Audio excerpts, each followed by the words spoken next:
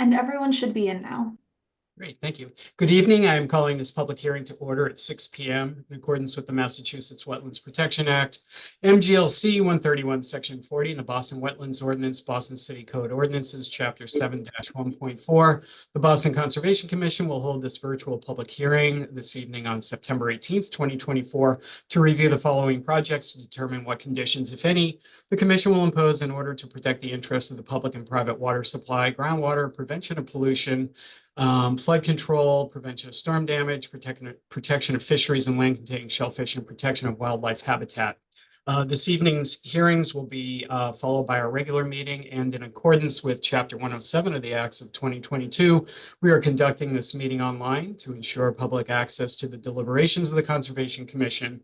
The public may access this call through telephone and video conferencing. Additionally, the meeting is being recorded. If you do not wish to be recorded, please turn off your video. Members of the public may have an opportunity to ask questions and provide public comment on applications and discussions. To do so, please raise your hand or type in the chat in the application meeting platform. If you're calling in and cannot use the platform, you can raise your hand by pressing *9 and *6 to unmute yourself, or send your questions to staff via email at cc@boston.gov. For the record, I am Michael Parker, Chair of the Commission. Could staff please identify themselves? Elena Itamari with the Environment Department. Dee Dee Hernandez with the Environment Department. Olio Hussein with the Environmental Department. Great, thank you. I'll call the roll of commissioners who are present. Commissioner Sullivan. John Sullivan. Commissioner Linay. Amy Linay. Commissioner Conan. Conan Tiruvengadam. Commissioner Richmond. Alice Richmond. Commissioner Herbst. Ann Herbst. Okay, great. Thank you. Okay, the first item on the agenda this evening is notice of intent for DEP file number 0061772 and Boston file number 2021-010 from DeCoulis and Company LLC on behalf of Stefco Holdings Company for the proposed demolition of an existing structure and construction of 8 housing structures located at 90 Allendale Street in West Roxbury. Resource areas are 100-foot buffer to inland bank, waterfront area, and riverfront area. This has been continued from the April 21st, 2024 hearing. So to set the table a little bit here, this project has been under review for a good amount of time. We had asked for a peer review, so I believe, Elena, correct me if I'm wrong, we have the peer reviewers on the call this evening. And so I think the first order of business here is to maybe hear from the peer reviewer and the project proponent as to the reconciliation of the review and the project and the modifications that have been made thus far.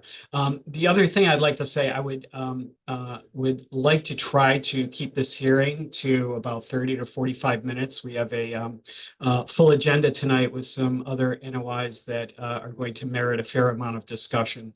So if we could keep the conversation moving, it would be appreciated.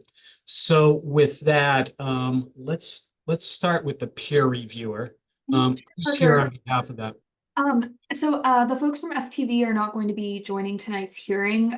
They were at the last hearing, and since then they have completed their review of the additional materials which 90 Allendale submitted to the commission as well. And there is a letter which we received shortly before the hearing began, summarizing the results of the rest of the peer review that STV conducted of the supplemental materials, saying that they're comfortable with the materials that 90 Allendale submitted. Okay. I mean, when we've had peer reviews in the past, we have had the peer reviewer here. I hope we found it very helpful. So, okay. I mean, I guess we'll just go with what we have. So we'll go to the proponent. Who's here on behalf of the proponent? Good evening, Mr. Chairman. Jim DeCoulis here, and with me is attorneys Chip Nyland and John Pulgini, wetland scientist John Rockwood, and I think that's it. Katya, our landscape architect, Katya Pozziadolo, is may be able to join us later, but given that we've just chopped 15 minutes off the meeting without the peer review, hopefully we can get through this quick. Silver lining. Okay, thank you. So we have a PowerPoint presentation that we submitted, and we'd just like to go through that just for a quick summary. It shouldn't take more than 4 minutes. The next slide, Elena or Dee Dee. Yeah, just to give everyone a perspective again as to where we are. Where our property is highlighted in blue there along Allendale Street in close proximity to Center Street and Brigham and Women Faulkner, which is undergoing an expansion project right now, as well as senior Springhouse Senior Living, which we don't directly abut, but it's down gradient and nearby. Next slide. So this is just a summary of what we have accomplished since the original submittal. I'm not going to read through this, but you know, we've been responsive to the commission's concerns, and we've made a number of concessions. We've listened to the commission as well as the abutters, Urban Wild, BPDA, and STV. And most importantly, the project fully meets the performance standards under both the Wetlands Protection Act and the Boston Wetlands Ordinance. Next slide. This is just a brief overview of the erosion and control plan, but just to show what the limits of the work are, which are in brown, encompassing the northern half of the site. The southerly half of the site we're proposing to restrict. Let's see, if you go to the next slide, Dee Dee, just a little zoom in on the area of greatest impact to the resource areas. So the line that you see, the heavy green line that you see is the edge of the riverfront waterfront area. And what we're doing is we are conducting some work within the waterfront area, which involves some grading as well as the stormwater infiltration field. But this basically gives an overview of the proximity to the resource areas and how the proposed project will look. Next slide. So as Alana mentioned, the STV has concurred with our revisions, and these are them in summary. It's been quite honestly helpful. I think we've made some substantive and beneficial changes to the project after STV's review or during STV's review, and I think the project is better because of it. Next slide. This is just a summary of how we look at each one of 4 years of each one of 4-year storms. We're looking at total flow existing and then post-development conditions, where our flows and volumes are reduced under all scenarios. Next slide. And this is just a quick summary here of the proposed deed restriction for the southerly portion of the property. You know, it's a proposed restriction that we feel is appropriate and meets the purpose of what Urban Wild, BPDA, and the commission's looking for. And we feel as though this is a protective form of a restriction that has the same effect as a conservation restriction. And BPDA agreed with us. And if you look at the next slide, you'll see that BPDA actually approved this project last week on the 12th, and they found that the project met a balance of their goals for creating new housing and conserving open space. So we are on to ZBA right now, and that's our quick summary of the project. Okay. Okay, thank you. Quick presentation, and there's a lot there. So one thing I didn't see in the slides was Urban Wilds had made the suggestion or asked the question about daylighting the stream. Do you have Dr. Rockwood with you tonight? Or Yes. could you talk about that? Yeah. Okay. Yep. Yep. And before John takes over, I'd just like to mention that STV found there was no need to daylight, and they felt that what we proposed was fully compliant with both the Wetlands Protection Act and the Boston Wetlands Ordinance. John? Yeah, John Rockwood from Ecotech. I've been working on this project for 2 or 3 years at this point, and what we have is an intermittent stream on the site. It originates at a 15-foot high retaining wall. The stream comes out from a culvert about 1.5 to 2 feet above the ground, falls to the ground, goes through some stone, and then flows through the channel, going through 3 culverts on the way across the property. Urban Wilds would like to see the culverts removed and the stream daylighted. There's really no benefit to this. Wildlife is going to move up the corridor and go around the culverts. Water flow is not restricted by these culverts. And actually doing work within the channel, there's been a big concern about this project and erosion control and sediment getting into the stream and washing down stream to down gradient properties.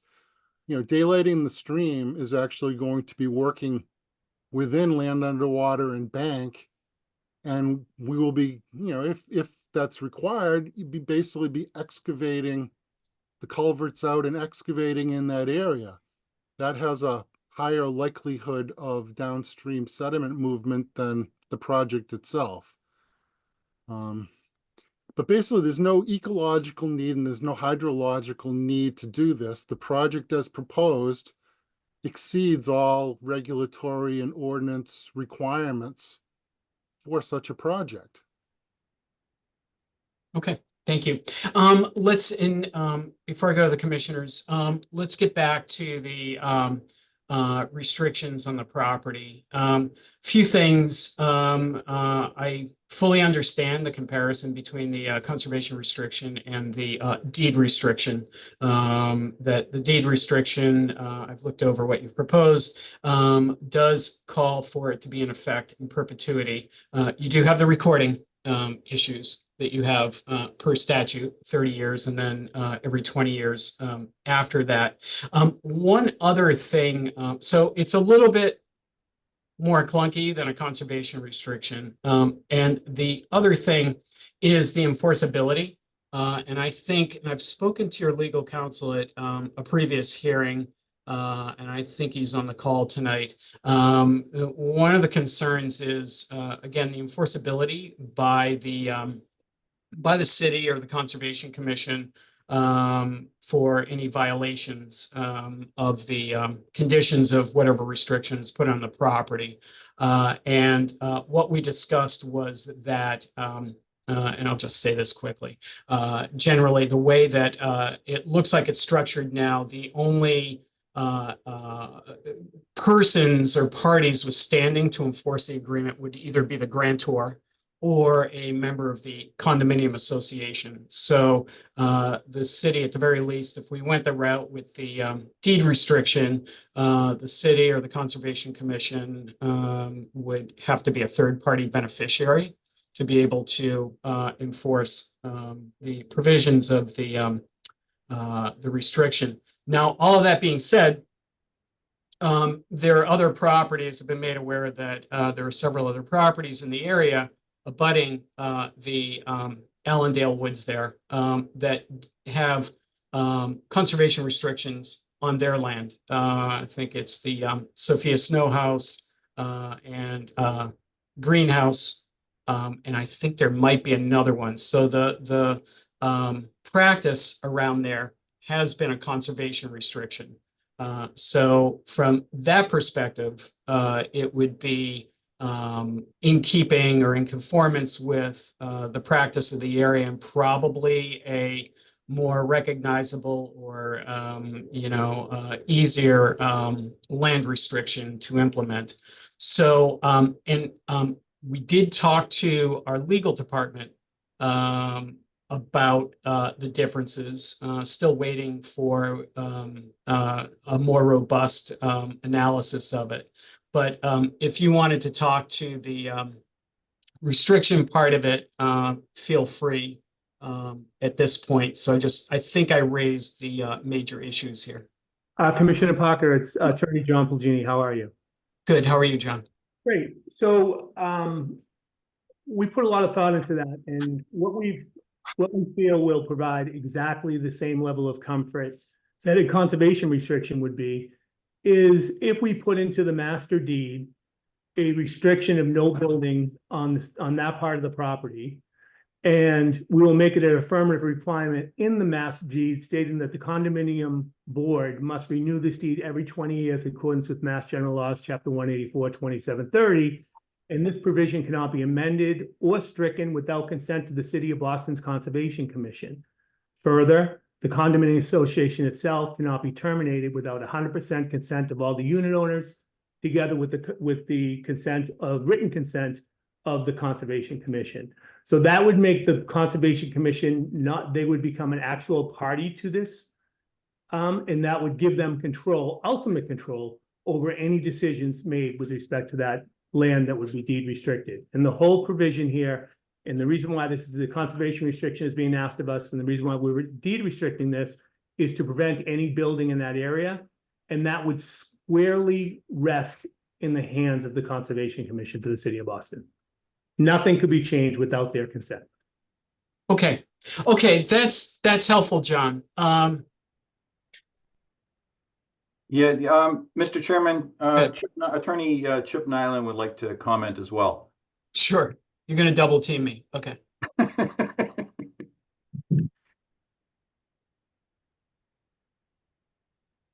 Thank you. I raised my hand. With respect to the enforcement matter, the way that we understood it, Mr. Chairman, was that you would make the requirement to have the restriction in the order a condition, and that a violation of the restriction would be a violation of the order, which would give the commission the enforcement authority that I believe that you're looking for. I think that can be handled with a standard condition.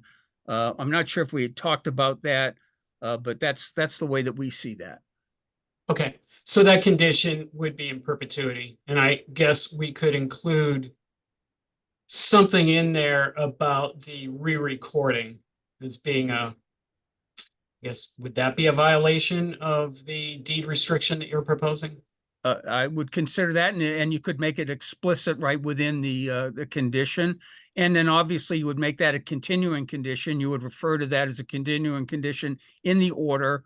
And then when we come with a certificate of compliance, you would maintain that as a continuing condition. Okay. That's very helpful. Okay. With that, I go back to Jim as the owner's rep. If push came to shove, what's the rationale for not wanting the conservation restriction? Let me ask it that way. Yeah, we just we would like to maintain a little bit more control, Mr. Chairman. It really, there's no difference in how this area gets protected. It's just a matter of time. It will take longer. It's a little bit more burdensome. And there's just an element of uncertainty. For instance, Chip might be able to speak to the issue of it not necessarily being a slam dunk approval from City Council, the mayor, and then EOEA. As you know, there's that long chain of process that you have to go through for the CR. And then lastly is the expense. But Chip, do you have anything else to add on that? Yeah, I'm sorry. I should have spoken up a little bit earlier. I provided a letter to the commission, probably about a year ago. I think the first and most important thing to remember is we don't need this restriction to meet the performance standards of the ordinance or of the act. This was an offer that was made by the owner to the neighborhood who was concerned that we were going to develop that area. And obviously, since it's jurisdictional, we would have had to come back to the commission. But we short-circuited that by offering to put a restriction on the property, even though in my view, one was not required. So it was really a good faith effort by the owner to submit that to the neighborhood. And with respect to the area, it's only 40,000 square feet. And I've done a lot of these, and my concern is that the DCS wouldn't even accept this because it's such a small portion. And that since the major issue is really neighborhood as opposed to environmental, because I think the commission will have, complete control over anything that took place there anyway. We thought that the deed restriction was more appropriate and would take care of things in perpetuity. Yeah, it is long and it is costly. And again, most of the times that I'm involved with these, there's public access that's included, and they're usually far more substantial parcels than this, which is, less than one acre. And that's why we went this route, in addition to what Jim had offered. Sure. So Chip, so I think we were viewing the restrictions on the land as a mitigation for the intense development that's coming up right up to the edge of our resource area. Granted, you're still in the buffer zone, but there's a lot going on. There's a bit of an intrusion into the waterfront area. So, I mean, what's your response to that? Yeah, we agree wholeheartedly. I mean, I think it's mitigation as well, but I think there's other mitigations that's being offered, and I didn't consider that to be, necessary in order to meet the performance standards. So in order for it to be mitigation, you want to make sure that A, there's no development, and B, that's going to be in perpetuity. And I think that we've taken care of both of those with respect to a private deed restriction. Okay, thank you. That's very helpful. Okay, so let's move on to well, I was going to say more substantive matter, not more substantive, but to the some of the performance standards and issues that we had as a commission. First, Ellen, I would go to you. Do you have anything here? So for this, we did not have anything to add. We wanted to just note again that the restriction question is still unresolved, so we were hoping to have a discussion on that, which has now happened. But we also wanted to note that there were public comments that were available in the drive folder for the commission's review, and that we would also recommend taking another look at the draft conditions. I think that because it's been quite a long time since the project initially filed, that's still an outstanding item that we were hoping to take care of once the peer review was resolved. Okay, thank you. Commissioner Herbst, I'd like to go to you first. Okay. I'm sorry the peer reviewers aren't here today. I certainly haven't had a chance to look at the report. I understand the overall picture of their reply. One of the questions I'd hope to explore with them a little bit is that one of the concerns from the Urban Wilds program is not just that the stormwater meets the performance standards and the requirements of the act, but that there be minimal change in the overall stormwater regime. And I was hoping to hear a bit about their thoughts on that. That aside, I guess I want to point out that there is still a lot of activity in the waterfront and riverfront area. There's still patio proposed in the riverfront area, walkways in the waterfront area. The stormwater treatment is in the waterfront area, although below there's a fairly large, in my opinion, grassed and patioed area on the opposite side of the intermittent stream. A specific question about that will be, it looks fairly large. How's that going to get mowed? How's that going to get over there? And I have concern about, I mean, I think it is always a problem, and we've talked about this some, when your work comes up to the edge of the waterfront area, the idea that that's going to be protected is hard to imagine when people can't step out of their doorway without being in the waterfront area, and you have proposed a low mow regime. So I have seen comments from the Urban Wild suggesting that perhaps some kind of fencing to protect that, also talking about the need for dog fence protecting. One of the issues that I saw from Urban Wilds about the daylighting was that the culvert would in fact be a restriction, and I hear Mr. Walker saying it isn't, but and I certainly think if that's a concern, it's likely to be a greater concern in the future. So to me, that is something that still needs some conversation.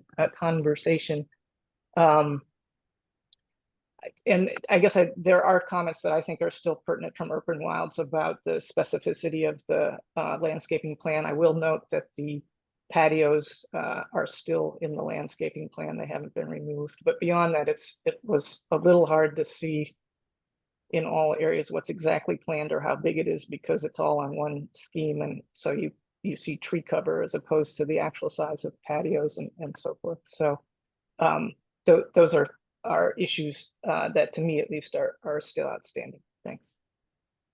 Mr. Chairman, could I respond? Absolutely, please. Okay, great. Thank you. And I'm going to just tackle a couple of things, and then our landscape architect, Katia Pozziadlo, has joined us, and she can address some of the issues on the riverfront and waterfront. But as to the changes in the stormwater, Commissioner Herbst, as you could see in the 7th slide, there was we've actually reduced stormwater impacts downstream and from this project.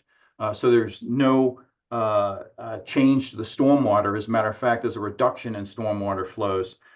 There's no work being conducted in the riverfront area.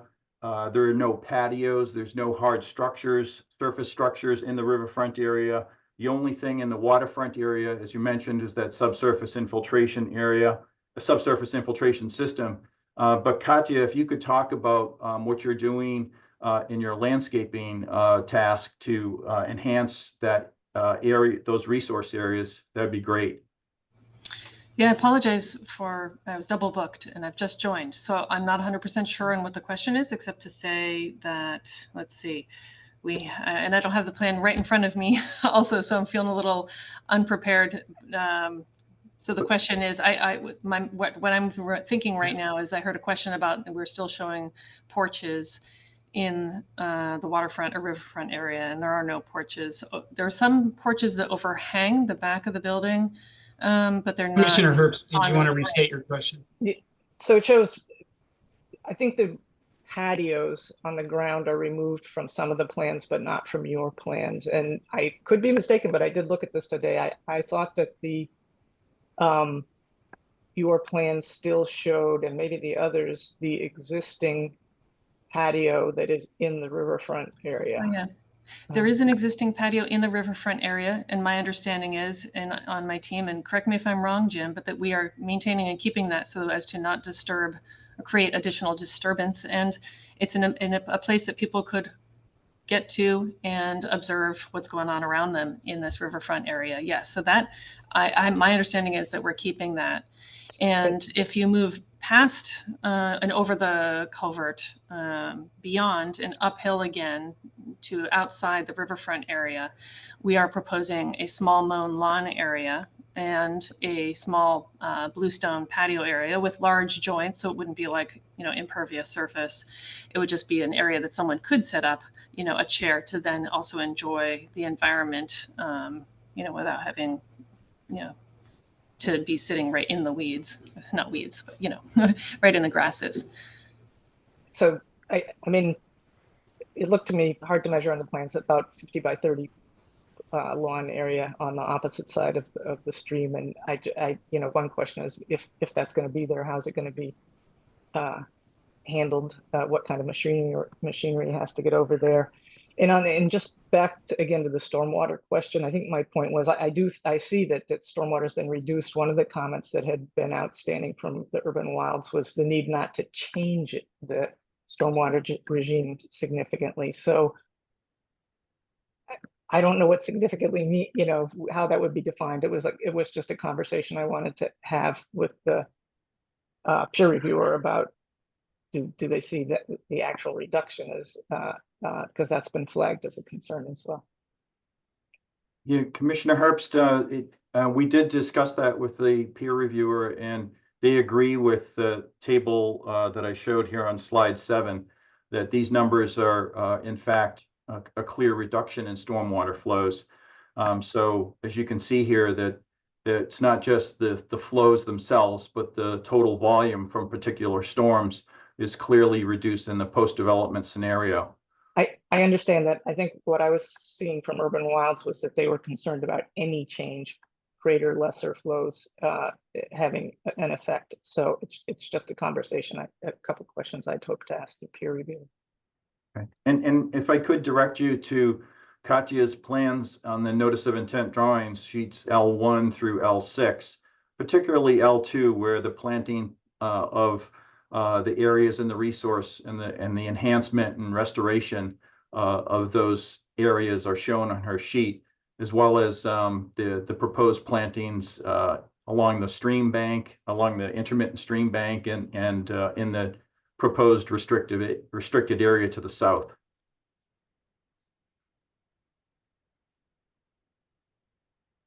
Thank you. I think I've looked at them. I'll certainly look at them again. Another just one other issue I think that I had noted was a request for a pet fencing area so that pets weren't running free in the yard. I'm sorry, are you suggesting that we provide that? That was another item flagged by the Urban Wilds program in terms of having a concern about dogs being a particular issue and suggesting a restricted area for them.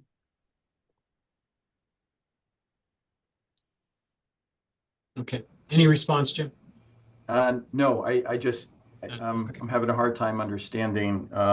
Yeah, I think I'll try to respond. I do a lot of large project development kind of work in Boston, and when we're dealing with, 50, 80, 100 unit apartment buildings, there's often a need or desire, because there's such a number of pets potentially living there, that a fenced area makes a lot of sense, a designated area, so that there's not, an undue added,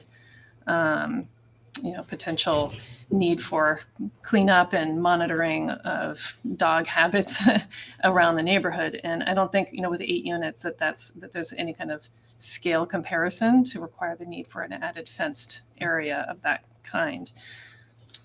Stefano, Okay. I think you might have a response as well.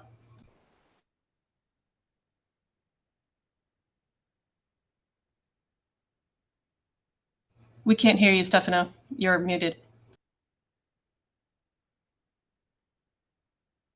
Oh, hi, can you hear me now? Yes. Thank you. Hi, Stefano Stratodakis, the owner of 90 Allendale. Thank you for the meeting. As I live here, I have to say, half the dog walkers in the city of Boston in this area have the dogs free of a leash on the rear of our house, on the other side of the fence of 90 Allendale. That's as far as the general observation. And as far as the personal observation, I find that comment, I don't know who wrote that comment. I think it came from a citizen of Boston from very, very early on. And, pets are good friends. And overall, John Rockwood, I wouldn't like to restrict the pets. I would love to keep one of these units, and I have a pet. And John Rockwood can talk to the overall, and Katya and Jim can talk to the overall enhancement of the stream. Right now it's bare grass. It's been bare grass for 80, 90 years, and we're doing great things to really enhance it. We really believe in that. We've gathered a great team.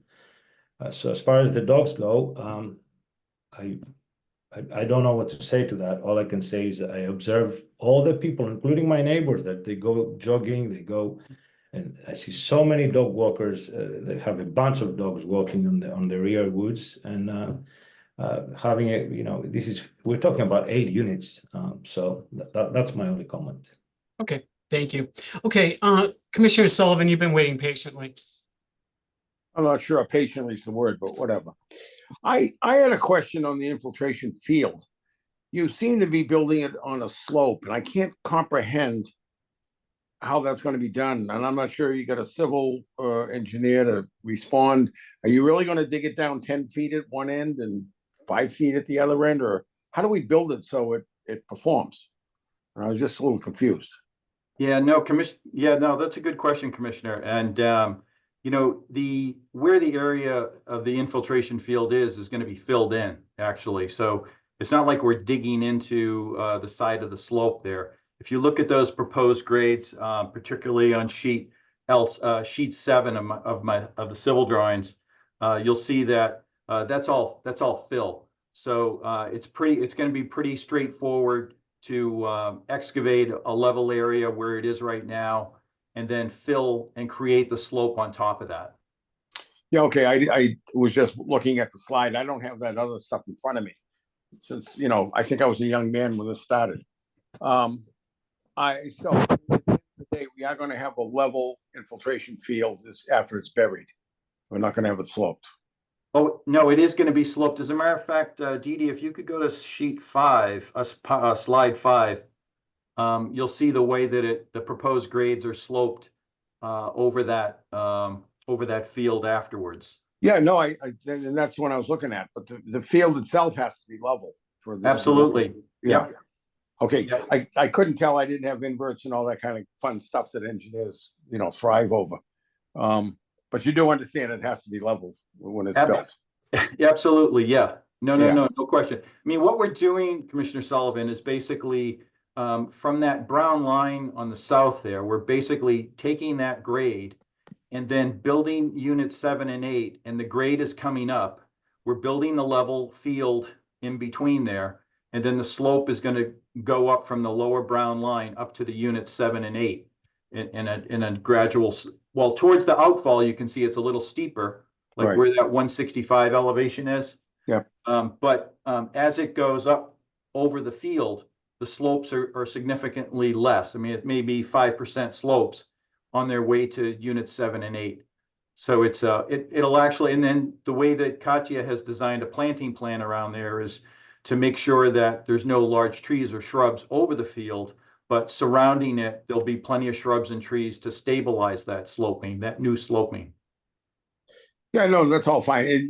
I'm just bringing it up now because when you submit it to the Water and Sewer Commission, you could get stopped cold there, and I just wanted to hear what you had to propose. So.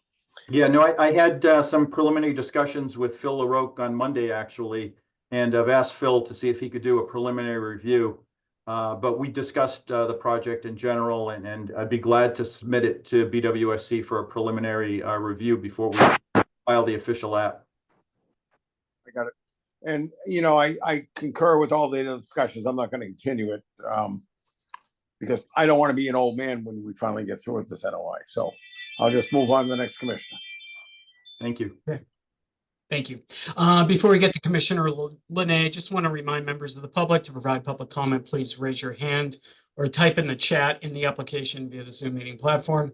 If you're calling in and cannot use the platform, you can raise your hand by pressing *9 and *6 to unmute yourself, or send your questions to staff via email at cc@boston.gov. Commissioner Linay, what do you have? Thanks, everyone. I have a few questions related to the landscape. So Katya, thanks for joining. I think trying to understand, because the importance of the meadow in terms of, you know, slope stabilization and addressing some of that runoff. First, I think is just about how we ensure that this isn't going to, you know, get mowed. How is the maintenance practice going to be enforced? And then one comment, I think, on the mix itself, some plants that may be a bit tall, and that the concern there is that residents would then, you know, be encouraged to mow that. I think also just the establishment of the meadow, because knowing that that can take several years to really become well established. How do we have, you know, confidence in that being successful? And then I have a couple other questions and comments. So one on there's a tree, there's an image, a precedent image of a tree with a small retaining wall around it. And I don't know if that's something that you're still considering deploying here, but it does give me concern about filling and regrading at existing trees, that just really kind of jeopardizes those trees. So I would actually hate to see that detail being used here. And then I think finally, just wanting to understand, I'm sure your architect will be doing construction administration here, but some reassurance around, during the construction process itself, who's really monitoring, the runoff, the excavation. There is a building, a unit that's really just a few feet from the waterfront area. So I think just some assurances on that would also be helpful. Sure. So I think I'll try to answer a couple of those questions if I can remember them correctly. There was some comments about how to designate, in your question about how to differentiate or sort of alert people to where the 50-foot marker is, the 25-foot marker. And John Rockwood and our team had a name for them. Maybe you can remind me. Are they little granite posts that get installed? They're just like 12 by 12, and they're not very tall. Little markers in gray that have like a little plastic sign installed on top. So we would mark the edge of the 50-foot zone, and we would also propose to maintain the edge of that as, or it was suggested, could you please mow? And we're happy to mow a strip at that location to also help visually identify this is the edge, and maintain that edge. And that would be the cue for, okay, the rest of it only gets mown once a year to keep the woody growth out if we're trying to maintain, the meadow ecology.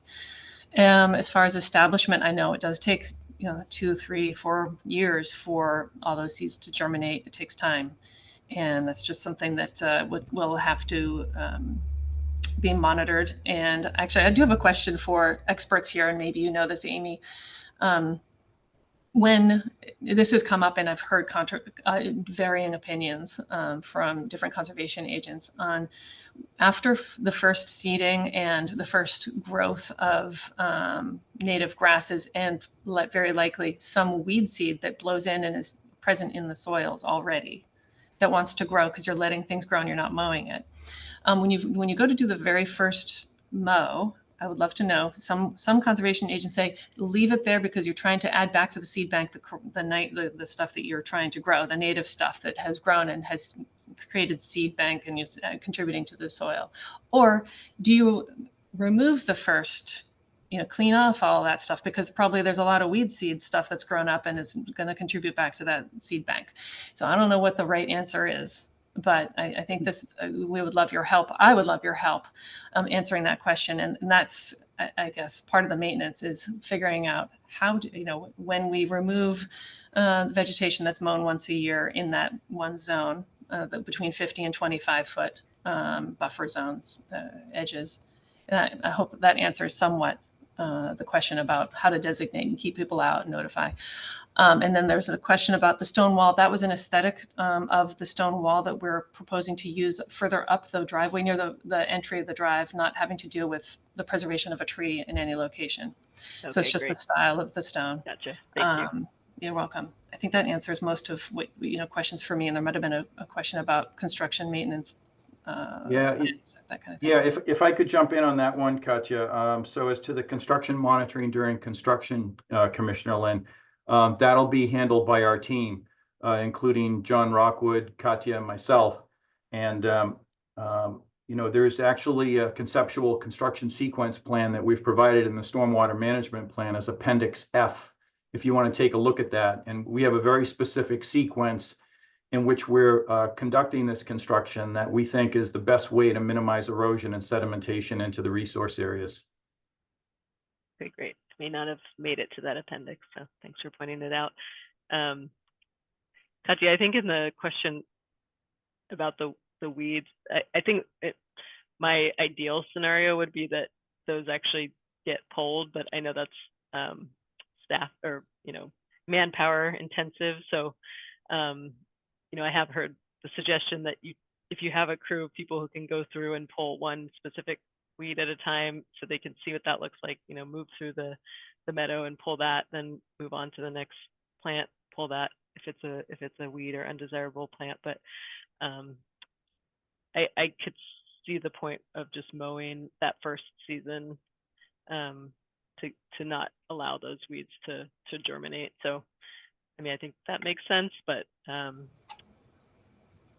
don't know if Paul's on and can maybe chime in later. So, Thank you. Thank you. Commissioner Conan? Thank you, Chair Parker. There may be a school group that wants to come by and learn what the weed looks like and just get rid of all the seedlings, or however early you can get to the weeds. So I wanted some clarification, and thank you for the presentations on, I think it's slide number 11, where there are some qualifier words. I wonder if we can get some quantification on that. Yeah, thank you, Judy. That's the slide. Reduced stormwater velocities. How much is it reduced by? And you know, refined, how refined, and then revised invasive plant management plan. I don't think I saw the details on that. So if you could just help me help elaborate on the last 3 points here, please. Sure. Yeah, so Commissioner Conan, the stormwater velocities that are mentioned there relate to the stormwater collection system. This is the new stormwater collection system that'll be constructed to handle the runoff from the impervious surface areas of the driveway and the houses and whatnot. So our original collection system design had some elevated velocities within the piping, this new piping. And so what STV recommended was for us to take a look at it. And one of our remedies was to add a couple of drop manholes. And as Commissioner Sullivan mentioned, that'll be reviewed by BWSC, but we feel as though we've got a handle now on making sure that these velocities are consistent and low enough, because they were too high. I mean, what we're dealing with here is a steep slope. And so the stormwater would go rushing through the pipes. And what we're doing is we're mitigating those higher velocities by putting in what we call drop manholes. And so that was what that issue specifically dealt with. Are you also asking about the maintenance path that second to last? I am, but before that, just a quick follow-up. Thank you, Jim. Just a quick follow-up on what you just said. The drop manholes, how do they reduce the velocity? So what happens is the stormwater comes flowing in, and it literally drops inside the manhole. And then once it's in the manhole, then it reaches an elevation, and then it goes out a lower elevation of the outlet. So rather than streaming down at a very steep slope, there's an interceptor. The drop manhole acts as an interceptor, reducing the energy and velocity of the stormwater flow, and then it flows out at a lower slope on the outlet. Is the slope that it flows out of gentler? Yes. I see. Yeah, the pipe, if I can interact on this one, the piping is less steep because you're taking up the elevation change in the manhole. So the pipes have a shallower slope to them because each manhole takes out a number of vertical feet. So you have less vertical feet of change in the pipe over the horizontal distance. Right, I get that. I just thought that even coming out of the manhole, it would flow down the same slope, but I understand now that the slope wouldn't be as steep coming out of the manhole. Yep. So that helps. Thank you. Yes, I did ask about the other 2 points as well. Okay, and so as to the maintenance path, what we've done is we've actually added, if you look at slide, I think it's the previous slide, Dee. It's slide 5 actually. You'll see, yeah, right there that we're on. So you'll see to the east of Unit 8, we have a drive, we have a maintenance path coming down from the end of the roadway down towards the stormwater infiltration field. And this maintenance path will be used to make sure that the outlet is properly maintained, that the stormwater infiltration chambers can be inspected, and if there's any sediment, they can be pumped. Can also be used to get the mowing equipment down, because it's a lot better than coming down the stairway there. So it's an access point for equipment for the long-term mowing that we've been talking about. And lastly, for those residents of those 8 units that would prefer to just walk down a slope rather than the stairs, or maybe handicap access as well, it certainly doesn't meet the architectural access code, but it's a way for us to provide an alternative means of access to the protected southerly area. And then the last point that you asked about was the invasive plant management plan. That was prepared, and that's part of the submittal, and STV found that the revisions and the way that the invasive plant management plan has been presented has been acceptable. Acceptable. Okay, I'm not sure what that means, but I take that as the peer review comment. One quick follow-up and I'm done. With the stormwater management, I assume you have looked at various green infrastructure options. Have you considered something like a rain garden? Yes, we have, and unfortunately, because of our space, we're very limited on what we can do with some of those stormwater BMPs, best management practice, structural or non-structural BMPs. Rain gardens are great if you have the space. Unfortunately, we don't have that. And so if you look at the planting plans that Katya has prepared, you'll see that we have a number of green measures that we've implemented aside from rain gardens. We're using a water quality unit at the very end of the roadway. We've upgraded it to a larger unit upon the suggestion of STV. So that water quality unit, together with the infiltration into the ground of stormwater, has the same function as a rain garden. So it would allow water to slow down, stagnate, and slowly get to the ground? That's right. And so the water quality unit reduces the sediment, and then it goes towards the infiltration. It goes into the infiltration field, and it's infiltrated into the ground, directly into the ground. And will it stagnate at surface level? No. We're showing that for almost all storm events, except for the 100-year, that it will completely infiltrate into the ground. Ultimately, groundwater it will recharge the groundwater and ultimately outlet into the stream through groundwater transport. But ultimately, in a 100-year storm, there will be some outfall from that, which you can see there in the lower right-hand corner, that outfall device that we've got there with velocity reduction. So there will be a measure to allow for during an extreme precipitation event to outfall out of there. But for the most part, rain will infiltrate into the ground directly. Right. So if you go to slide 12, speaking of extreme rain event, these, I assume the 2-year, 10-year, like they correspond to the 50% exceedance probability and whatnot. Is that what that is? Like we're talking about a 2-year storm, a 10-year storm, a 25-year storm, and a 100-year storm here? I'm sorry, I don't understand the question. What are these columns?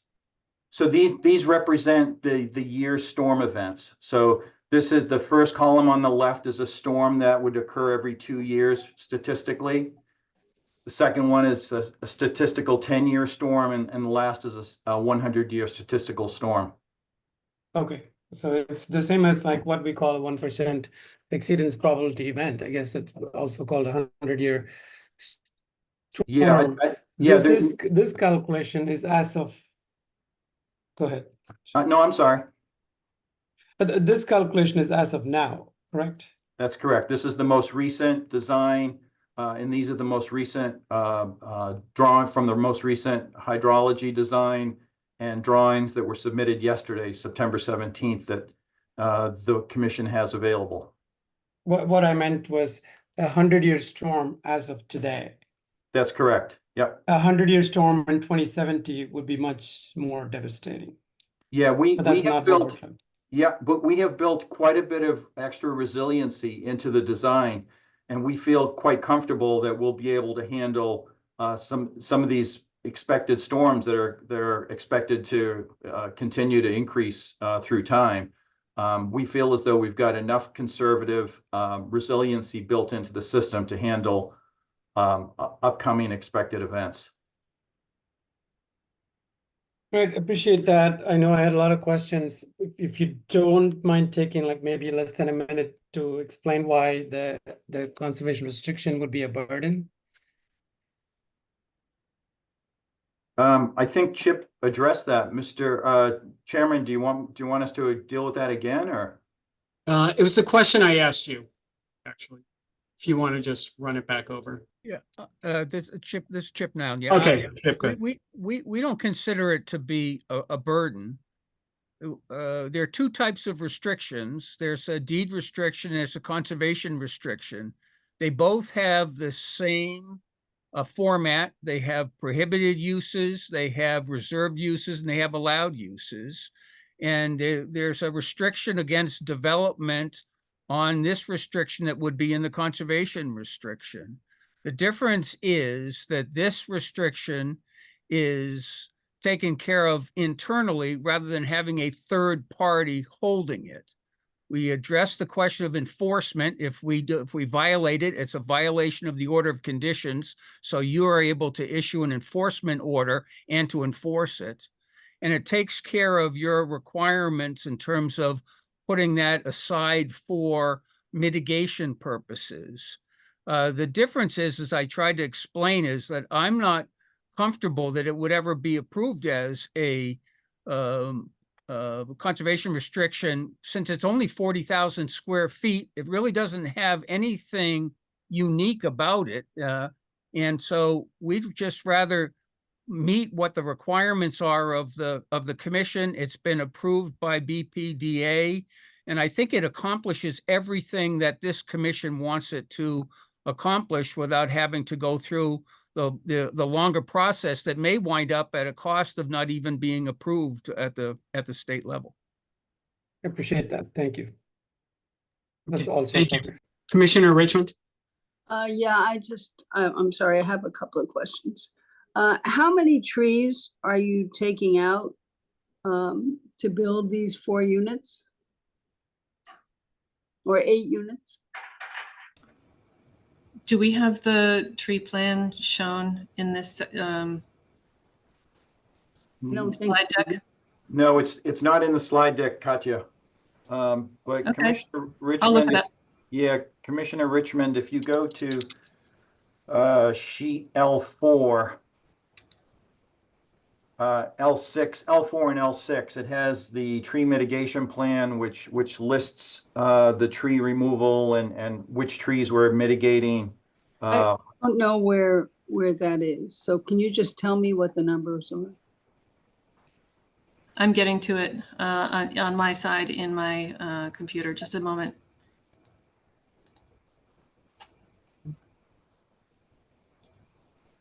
So on that sheet, on the upper left-hand corner, it has a list of existing deciduous evergreen trees that are being removed and those that are being proposed. I'm sorry, I don't see it. I don't know where to find it. So could you just give me the numbers? Sure. Can you come back to me and I'll find the number for you? Thank you. Yeah, no, I've got them here, Katya. Those are calipers, not the total number of trees. Those are calipers that are listed in those tables. So let me do a count for everyone so they can do number of trees. Okay. Not, yeah, just a minute. That's right. Yep. Okay, so while she's doing that, I have another question. And that is, my sense about a lot of these things is that, when people first move in and all of this is new, then all of these restrictions and everything that they should or shouldn't do is somewhere. My question to you, as you're the owner's rep, is that right?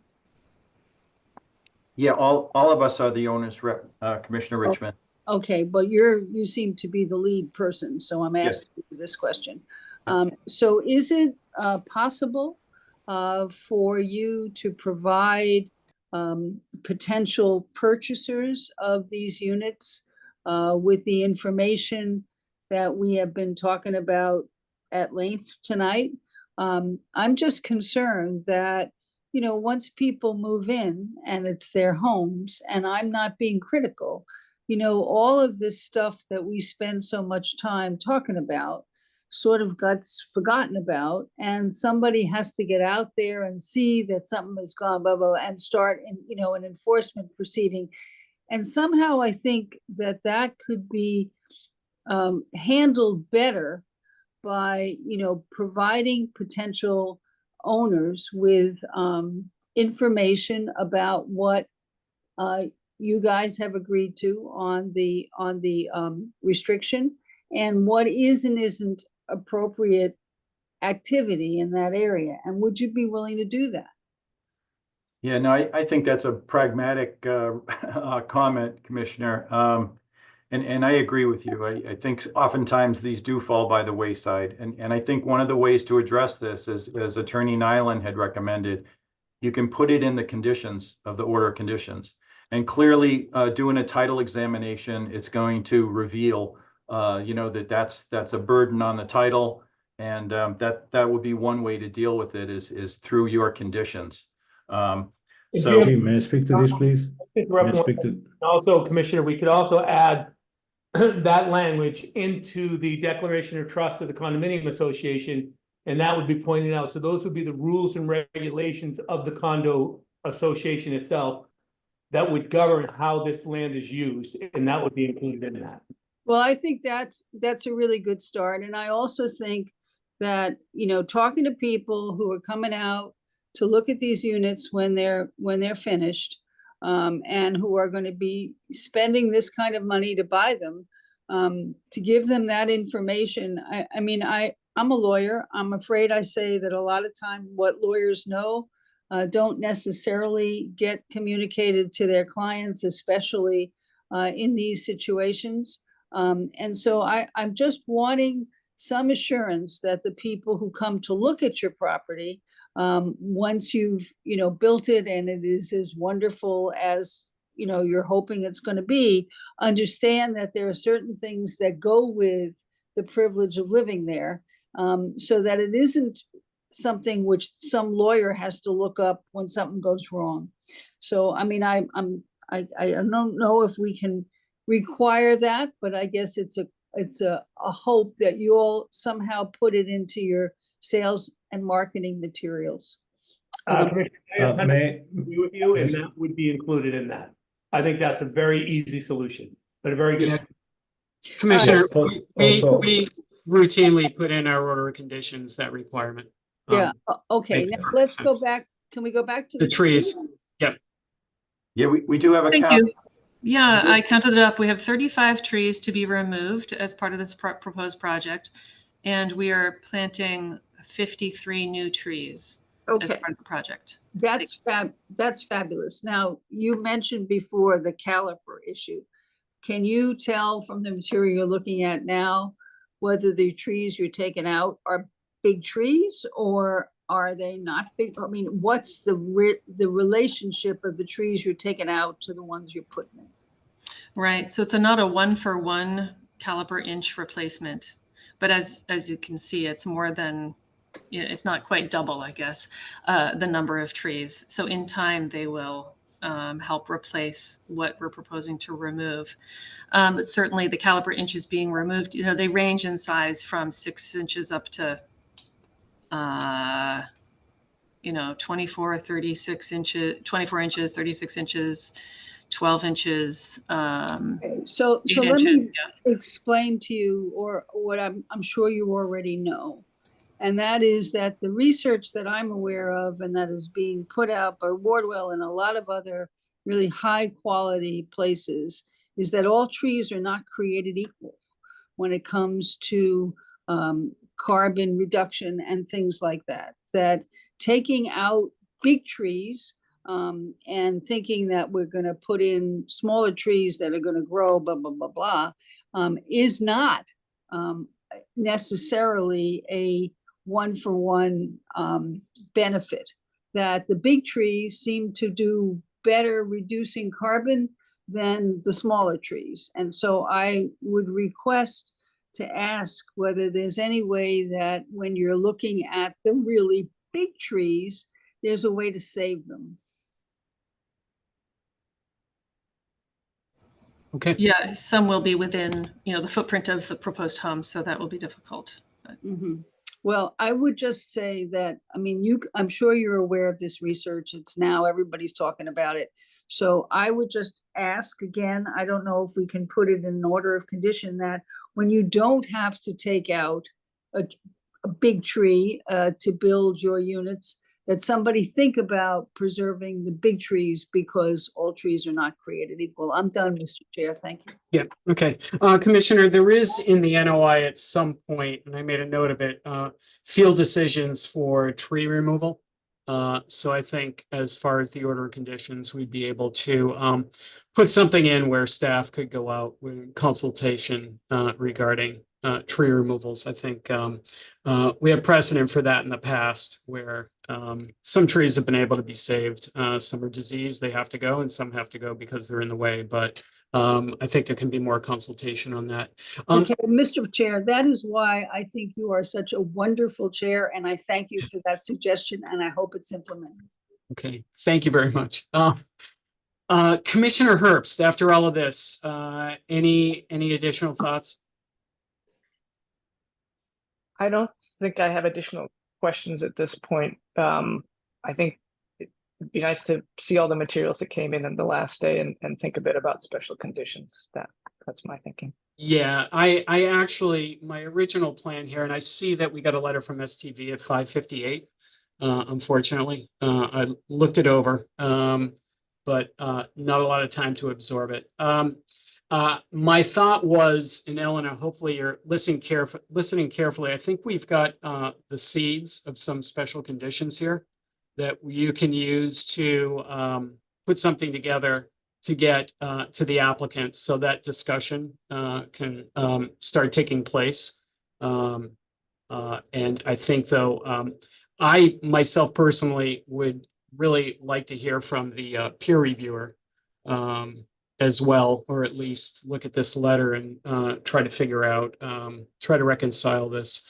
Commissioner Herbst, you had mentioned something about your dismay at not being able to talk to the peer reviewer. After all this, did you still want to talk to the peer reviewer? Well, I still have it. Yes, I mean, I don't think there are big questions, but I think there are just some questions around their perspective on regime, the change in the hydrologic regime and impacts that would, I think it would be short. I'm sorry that we didn't get that chance. And it sounds like you have an interest as well. So that would. Yeah, and also I think we're still waiting to hear back from legal. The explanations on the restrictions, the various forms of restrictions here, the comparison and analysis of it was very helpful this evening. Though Chip, you did put it into a letter, but that seems like that might have been a decade ago. Okay, anybody from the public? I don't see any raised hands. Do you, Elena? I see one. There's a raised hand and then there's also a message in the chat. Okay. So, Paul. Yes, good evening. Paul Sutton with the Boston Urban Wilds Program. Just a few brief comments on the deed restriction and the stream daylighting. I do think the peer review definitely helped this application, strengthened it.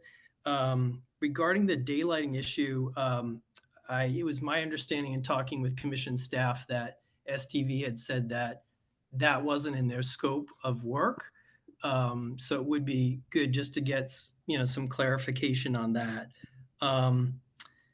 Regarding the deed restriction, I mean, the deed restrictions are pretty much widely recognized as being deficient in terms of as a tool for permanent land protection between the statutory time limitations, the re-recording requirements, enforcement requirements.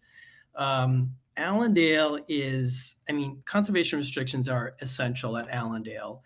Commissioner Richmond just brought up the point about what happens in the future. With a conservation restriction, the city develops a relationship with the neighbors, with the abutters. it's really hard work trying to, protect and manage these wetland resources. But with a yearly visit, collaboration, that can happen. It can be successful management. It's not just about preventing building from happening in the restricted area. It's really helping the area from being degraded. When there are problems, addressing it. So it's not like a one and done and it's filed and put away for 30 years. I think that a comment was made that this area is so small, it's not significant, couldn't be improved. The waterway, the stream that goes through Allendale and the associated buffers they are the key hydrological link to the BCC wetlands above 100 Allendale and the certified vernal pool, and ultimately the Bussey Brook going down to Forest Hills. In the past, the commissions recognized the importance of CRs as being critical in maintaining this very complicated wetland system. And, given the incursions into the waterfront zone, both with clearing, grading, this infrastructure for stormwater management, it would seem appropriate to give that extra level of protection given these impacts. And to be, really in the spirit of the wetland ordinance. I think that's it. The only other thing to touch on to Commissioner Linne's comments, this is a really tough site and a lot has to go right in the execution before construction, during, and after.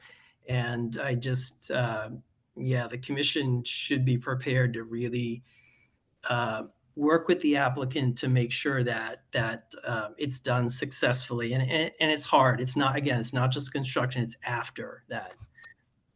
With that, I end my comments. Thank you. Okay, thank you. That's very helpful. Thank you for that. Just want to make one comment, and I know Chip can speak for himself. I don't think he said that the 40,000 square feet were not significant. His comment was towards the size of it and the what he thought was the likelihood of it getting approved by the state. So just to be fair there. Celeste, you had your hand up. Yeah, thank you.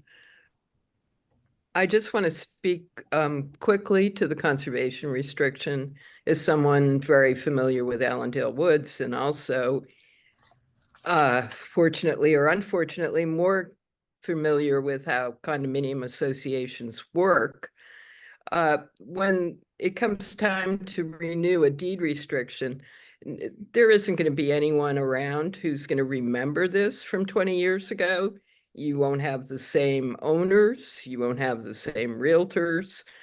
No one is really going to remember this, even if their lawyers, in reviewing the documents before they bought the unit, mentions it to them. So I really think a conservation restriction is essential, especially considering the variances that are being requested in order to build these 8 units on a property not zoned for this. So thank you. Yeah, appreciate that. Thank you. We do have a comment from Gail Miller. She's asking whether asphalt is going to be used in the project. Jim? Yeah, yes, thank you, Mr. Chairman. Yes, so we have a driveway that starts at 22 feet wide at Allendale Street and quickly reduces in width to 18 feet once it gets past that corner. So yes, we're using asphalt for that main driveway, but there's pervious pavers that will surround it going into the driveways, and it's all detailed on the plans. Okay. And regarding the pervious pavers, I don't know if it's in there. We, as a special condition, will definitely be looking for the maintenance and upkeep because it's pretty well known that once they're installed, a lot of them get clogged up. They never get cleaned, and they defeats the purpose of having them in the first place. Okay. So with that, I think I think we still have a little bit more homework to do here. I mentioned it before. We need to put together some conditions. We haven't looked at that in quite a while. If we ever really did look at it. Waiting on legal to talk a little bit more about the a restriction on the property. So with that, I would entertain a motion to continue the hearing. So moved. Do you have a second? Second, Okay, Commissioner Sullivan, Aye. Commissioner Linay, Aye. Commissioner Conning, Aye. Commissioner Richmond, aye. Commissioner Herbst, Aye. and I vote aye. Okay, thank you very much. Thank you, everyone. Okay, take care. Thank you. Next item on the agenda, notice of intent for DEP file number 006-2007 in Boston, file number 2024-029 from GEI Consultants on behalf of the City of Boston Planning Department for the proposed reconstruction of a timber boardwalk surrounding Dry Dock 2 at Shipyard Park in the Charlestown Navy Yard located at 8th Street in Charlestown. Resource areas land subject to coastal storm flowage, coastal bank, 100-foot buffer to coastal bank, 100-foot buffer to land under ocean, and 250-foot waterfront area. No, I'm sorry, 25-foot waterfront area. This is continued from the September 4th, 2024 hearing. Who's here on behalf of the proponent? I am Chair Parker. Hi, Dolores. Dolores Fazio of the Planning Department. And I have with me Dan Robbins of GEI Consultants.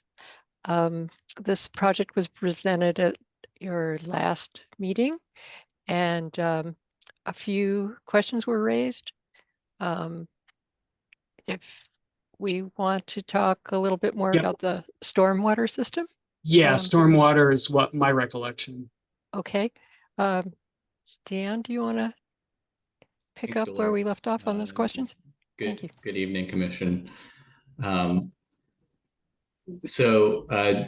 do have the slides up here from the last meeting as well, in case we need to. Yeah, we don't. Yeah, we don't. But you know, as relative to the drainage, we did take and review archive plans for the facility here. Identified that the storm drains that are located underneath the timber boardwalk appear to extend over to the Boston stormwater drain system, and that those then are traveling and entering into the harbor through the Boston water and sewer storm drains. We have not been able to put our eyes on all of the catch basins, and so we're able to infer from the drawings that they are in fact catch basins and not drop inlets. So as part of the overall reconstruction of this timber boardwalk, what we're going to propose is that when the timber boardwalk is removed, we take and clean those catch basins, inspect them, and would provide those findings to the Commission. In the event that there's inadequate catch basins to be able to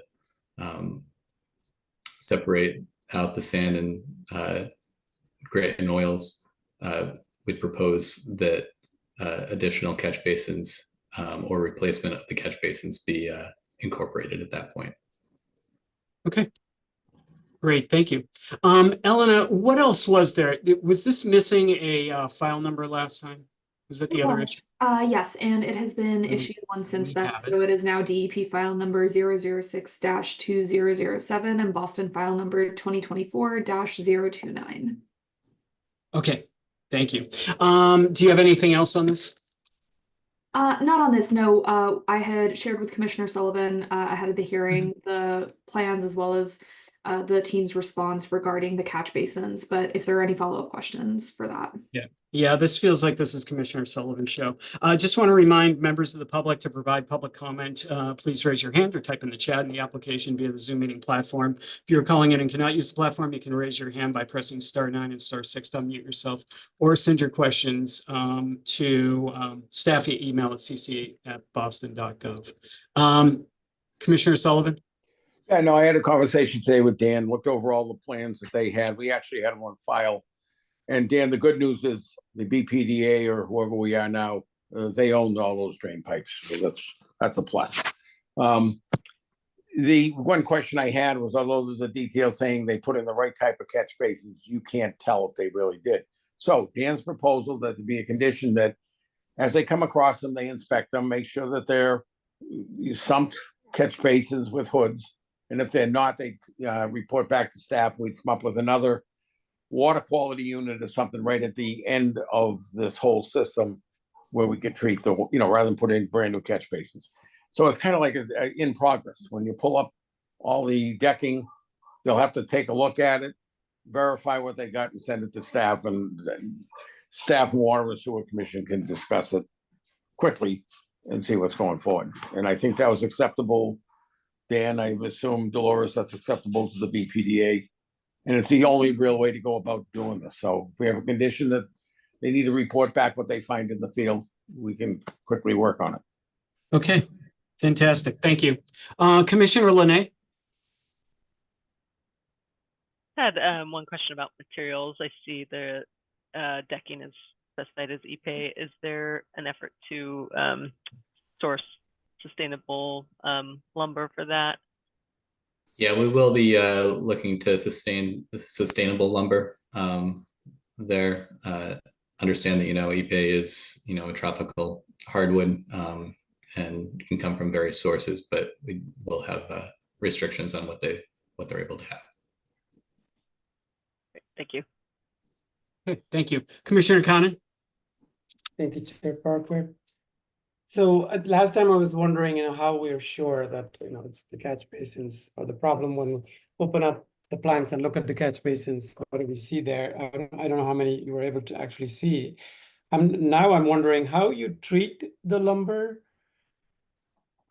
This lumber would not be treated. Being a tropical hardwood, it actually is not treated at all. Not treated at all? Correct. Okay. Do you expect any deterioration over time? Over time, it will deteriorate, as any timber will. But the sourcing of these materials, the EPA and the Green Heart, are made for the marine environment, or perform very well in the marine environment. And some of their benefits are that they do have a significant service life because they're so dense. They don't have the same effects of rot that like a southern yellow pine would have. I see. So if the water were to flow through it and wash away, that's one thing. But if the water stays in contact with it, it would still show the same kind of life, will it? Yeah, it's due to the dense material, it's actually pest resistant. Wow. Okay, great. Thank you. That's all, Chair Parker. Thank you. Commissioner Richmond? I don't have any questions. Thank you very much. Thank you. Commissioner Herbst? No questions. Thank you. Okay. Any hands raised? I don't see any. I don't see any hands raised, and we don't have anything in the chat or inbox either. Okay. And Dolores, I hate to even bring this up, but I have to say to you, I'm very happy that you'll be leveling out the crane rail. My wife and I were on bikes last year, and her bike tire got caught in the crane rail. She went over and broke her tibia. So, yeah.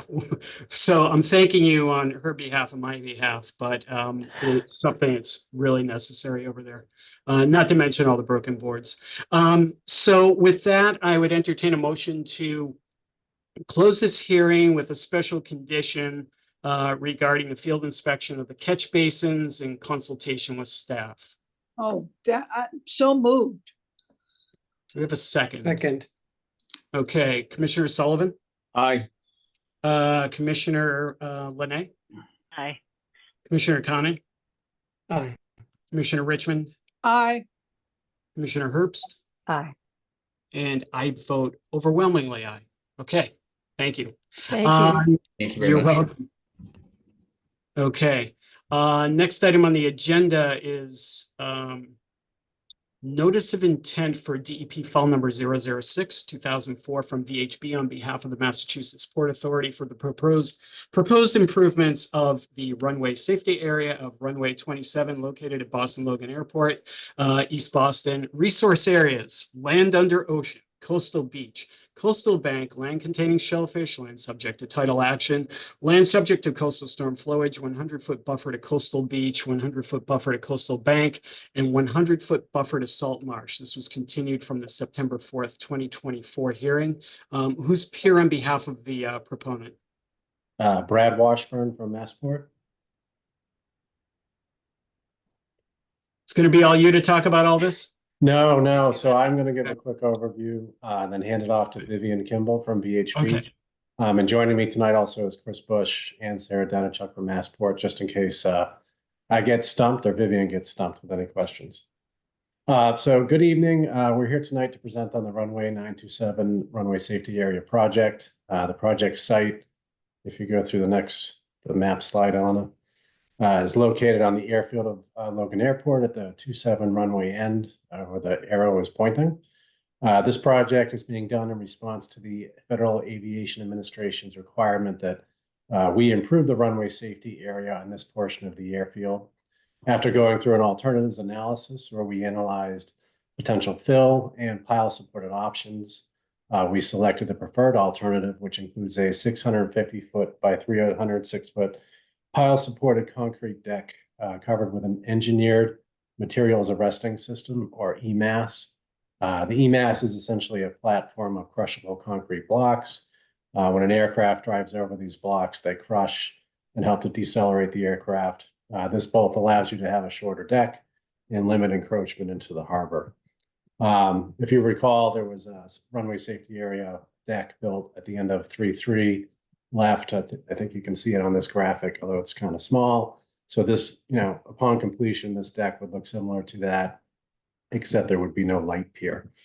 The project also includes 2 emergency ramps on each side of the deck and a 20-foot wide perimeter access road on the north side of the runway. We also plan on doing improvements to the existing stormwater management system to capture and treat stormwater from the deck and nearby areas before being discharged to Boston Harbor. Just by way of background, from a permitting perspective, the project has already completed NEPA and MEPA review. At this time, we've already completed received approval from Natural Heritage and have submitted applications to DEP in the Army Corps, and we'll eventually be submitting to CZM for federal consistency review in the coming months as well. Going in the kind of way back machine, we've been meeting with an interagency group for a few years now since the inception of this project to keep the local, state, and federal agencies apprised of the project, receive feedback, etc. So that is the really quick overview of the project. Again, I think folks are generally familiar with this. It's gone through a few years of high-level permitting now, and now again we have applications in front of the agencies and are happy to be here tonight in front of the commission and answer any questions you may have. So here I'll hand it over to Vivian from VHB, and she'll talk about existing resource areas, proposed impacts, and quickly touch on mitigation. Okay, thanks, Brad. If you could advance the slides, I think we can, Brad just spoke to this, so I think we can skip to the next. So as you can see in these photos, the end of the runway right now, sort of at the end of the chevrons, is a relatively flat area, and the existing area consists of obviously the runway pavement as well as the perimeter road, and there's some infield grass areas. On the sort of seaward side of the chevrons, there is a stabilized stone slope. So it kind of at this distance looks a little bit like pavement, but that's actually stone. And then you can sort of see the dark strip at the bottom of that slope is a line of geogrid mattresses to help hold that stone in. Seaward even of that, we have undisturbed coastal beach and land under the ocean. So the project is located within the Massport Security Zone, which just means that public access is extremely limited unless you have specific Massport permission to access the area. So there's not much public access here. We do have work on the land and in the water, and we'll be able to see some of these resource areas better on the next slide. So starting on the seaward side, we have obviously land under the ocean, and that's overlapping with land subject to coastal storm flowage, which is in purple. Land under the ocean is that sort of dash the line and dot hatch. Moving inward a little bit, we have land containing shellfish, which is the triangle hatch. And then in the cross hatch is our coastal beach. Inland of that, we have the area that is land subject to tidal action that also overlaps with coastal storm flowage. That's the green strip is that area. We have, oh, I forgot to call out the light blue line, dashed line at the outer edge of coastal beach is our mean low water. The red line, vertical line, is our annual high water line, and the pink is our coastal bank. And then landward of that is the remaining area of land subject to coastal storm flowage. So as we saw in the, and at the bottom, sort of the inset, north of the project site, we do have salt marsh. We're not proposing any work there, but we are within the 100-foot buffer zone. So a lot of this area, as we saw in the previous slide, is contained within that stabilized stone slope, and field surveys that we've done out there have found minimal shellfish. There's no vascular plants, and even in the undisturbed coastal beach is a very soft substrate, so there's really nothing for shellfish or vascular plants to attach to. We didn't see any eelgrass, and again, there's no salt marsh in the actual project area. Next slide. So Brad covered a lot of this, but just so you can see it here, that's the EMAS deck that's being proposed. It'll be supported on 20-inch concrete piles. There's 2 emergency ramps on either side of the deck. And then in order to accommodate the stormwater from the deck, we are collecting that and putting that into an enlarged version. We're enlarging the existing stormwater system and funneling it through that. And in addition, that perimeter road, which right now sort of runs along the edge of the coast there, is going to be straightened out just to provide safer and better sight lines there. Next slide. So the project impacts are largely temporary. It's mostly disturbing the areas of existing pavement or on the airfield, or the isolated, the inclined safety area is what I meant to say, the stone slope, basically. So the only permanent impacts will be from the installation of the piles supporting the deck, as well as a little bit of impact from the egress ramps, construction of the egress ramps, and the sort of riprap that's going to be supporting those on either side. And then we have a little bit of permanent impact from these enlargement of the stormwater outfall, which is sort of that little green thing that sticks out at the northern end of the graphic here. Next. So we are going to be complying with time of year restrictions based on coordination with DMF. There will be no work between February 15th and June 30th. And in fact, most of the work is anticipated to be between July and August over a 2-year construction period and 2 seasons. There will be all the typical erosion and sedimentation controls in place, structural practices such as erosion control barriers or blankets, and a turbidity curtain for the in-water work, and non-structural practices such as temporary and permanent seating for the on-land portion. We are proposing 1-to-1 wetland replacement, and we are looking at a few different sites for that. We did put Saratoga Street in there, but we're looking at other sites as well. And on the natural heritage side of things, we're losing a little bit of grass, net loss of grass, and so there will be restoration from removal of the existing paved road, perimeter road, as well as another area of pavement on the airfield. Next. Oh, I also wanted to add actually that in addition to these measures, we are also proposing contribution to the in lieu fee. And so that was something that DMF had suggested earlier on, and we are planning to do that. So just a quick look at the stormwater system. So the current drainage system has 1 catch basin and a 12-inch outfall, and the proposed system will include scuppers, catch basins, and slotted drain pipes along the new runway end. Runway is going to be collected into the hooded deep sump catch basins and pre-treated through a water quality structure before it discharges to Boston Harbor via the upsized drainage pipe and the stone apron. Next slide. So the project does comply with all performance standards of land under ocean, coastal beach, coastal bank, and land containing shellfish. As you know, there are no performance standards for LSCSF or land subject to tidal action. But in general, across all of these resources, the piles have been sized and spaced to allow tidal action to continue to occur and sediment movement will continue. So we don't anticipate any impacts from that perspective. We are, again, proposing one-to-one replication or restoration for those new permanent impacts within these resource areas, and we're contributing to the INLUFI program for impacts to shellfish habitat. I believe that is the last slide. Thank you. Okay, thank you. Okay, so one of the issues here that we need to discuss and resolve is the restoration plan or the replication and restoration plan. DMF in their letter, and I think that we were coming around to this as we were, and I say we, at least myself when I was looking at the materials here, that your analysis of the effects maybe didn't take into account or full account the effect of the shading caused by the deck. I understand the pilings and whatnot.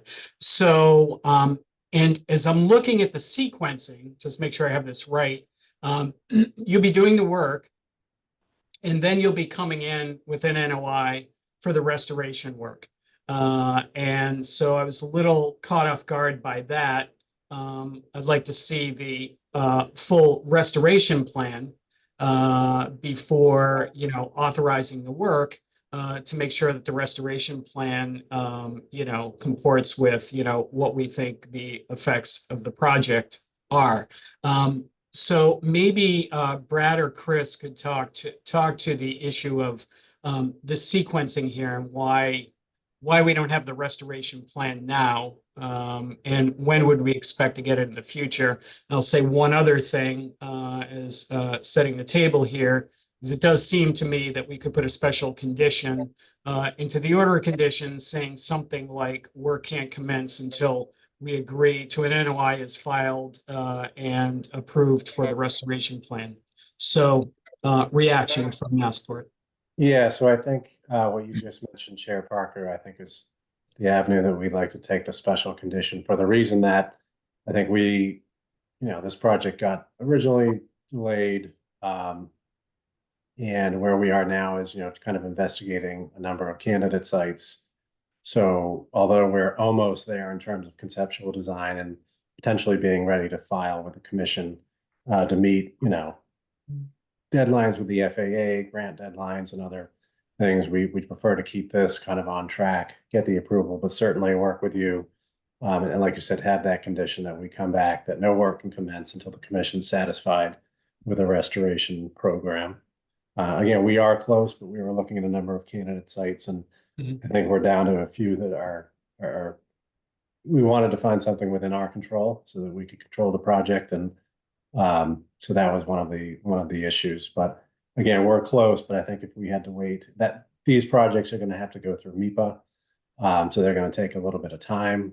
So adding that, you know, 6 to 9 months on top of wherever we are now, I think would delay the RSA project too far. So I would also just add that just to make sure it's clear, we said in the NOI that we were anticipating that an NOI would be filed for the mitigation site in January of 2025. Construction for this project would not start until July of 2025. So it would be prior to actual work. Understood. Yeah.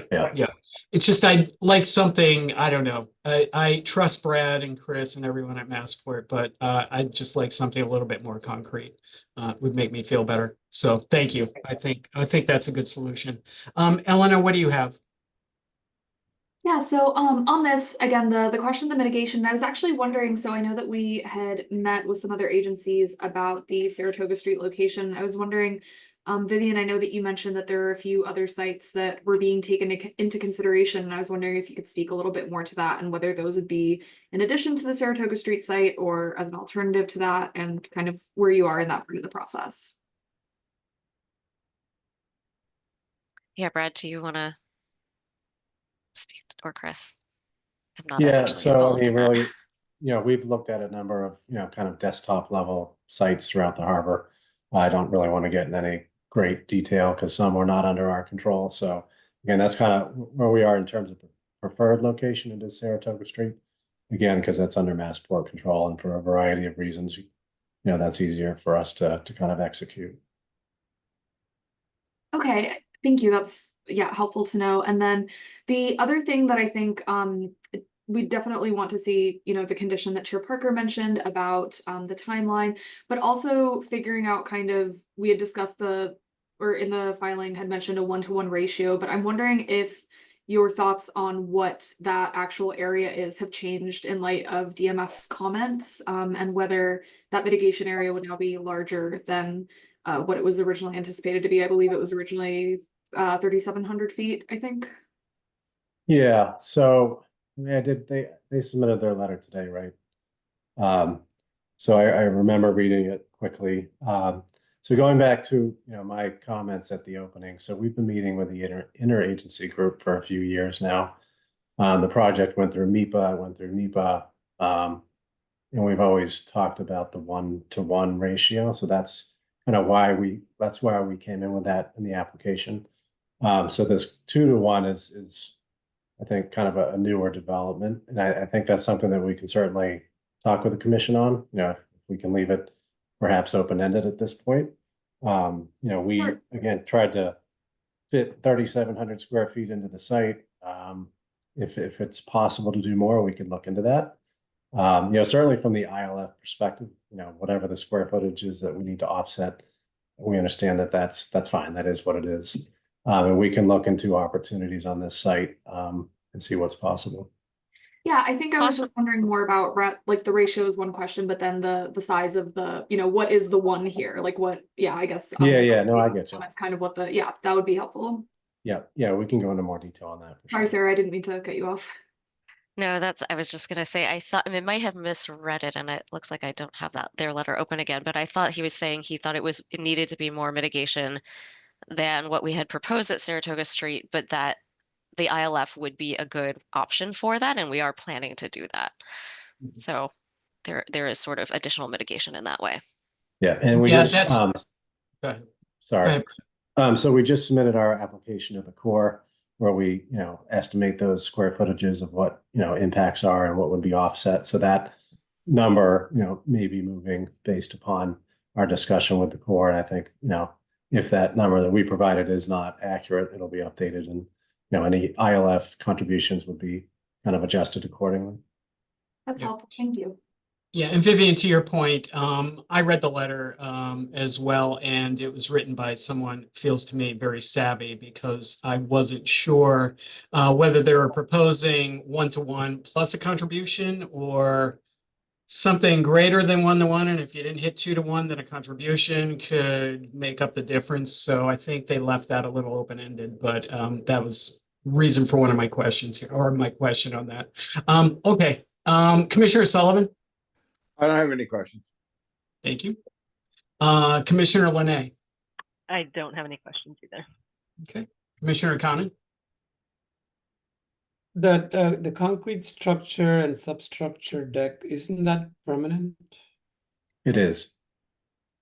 Okay, I just didn't think I heard it in the list of everything permanent. So the deck, you mean the pile supported structure, the EMS deck? Yeah, so the deck is permanent, but it's not within the, it's not going to be in the resource area. So the only footprint within land under ocean is the piles, if that makes sense.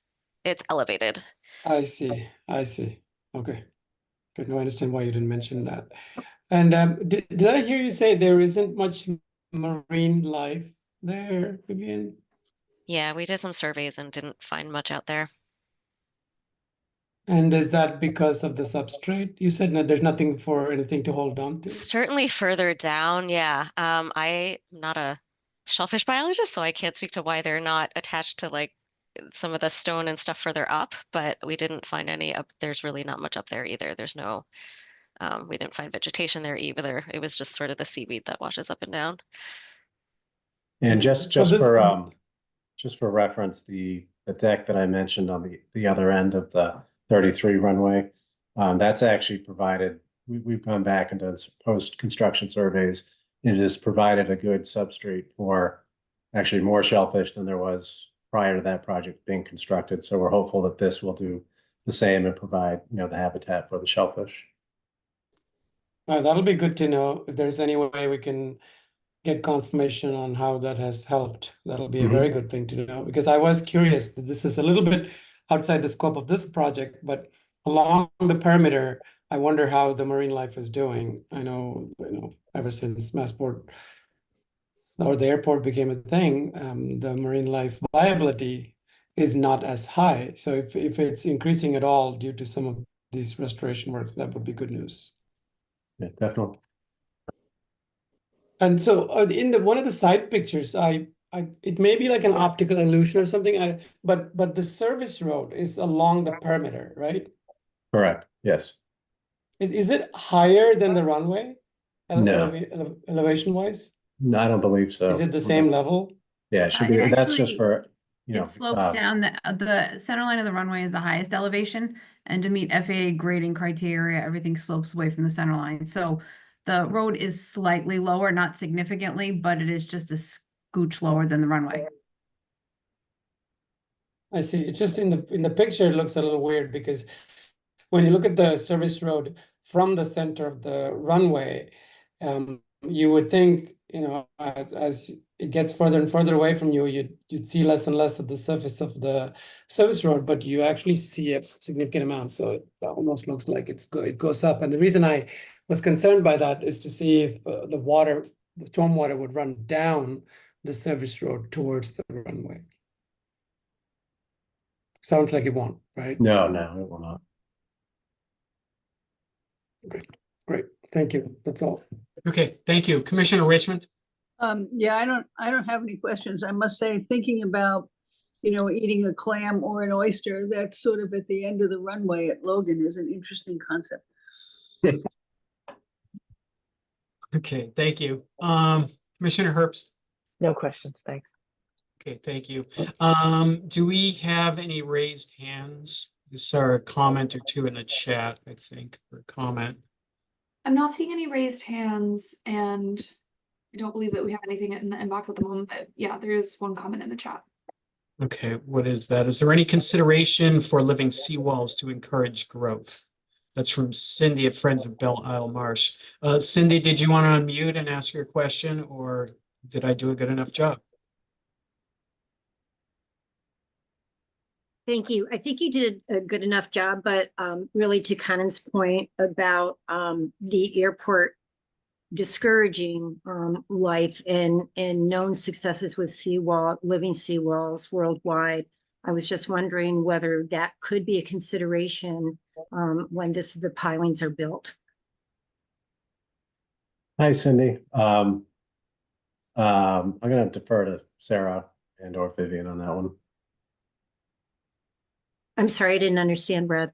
Oh, I'm going to defer to Sarah. Okay, thank you. Yeah.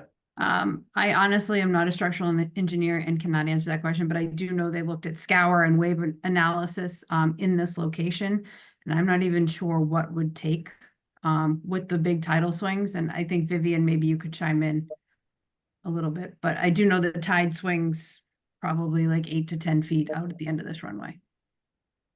Yeah, I unfortunately I'm not familiar with the structural aspect of it either, and whether that would be practical here.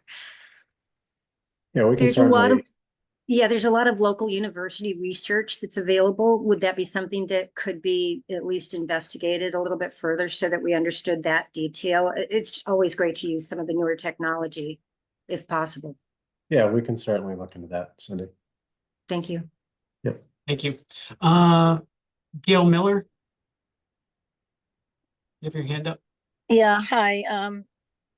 Of course, I've been working on a lot of airport issues, as some of your attendees are familiar with. But could somebody, because I have not looked at this document, we usually yield to another person at AirInc that does all our commenting. But could someone tell me the length of this runway? currently? 927 right now is 7,001 feet. This project does not change the length or operational capacity of this runway. Okay.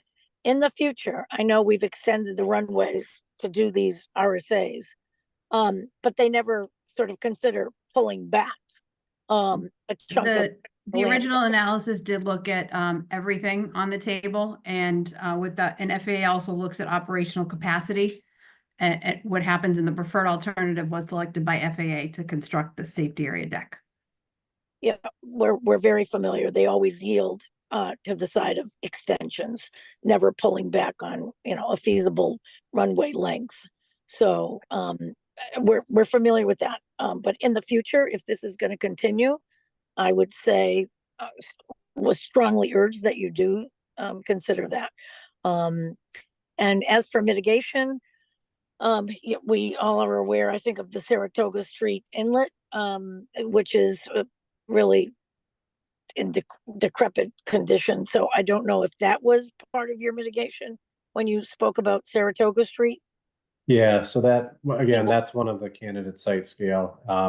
We'd clean up those derelict structures and then try to recreate a mud flat and other, appropriate resource areas there.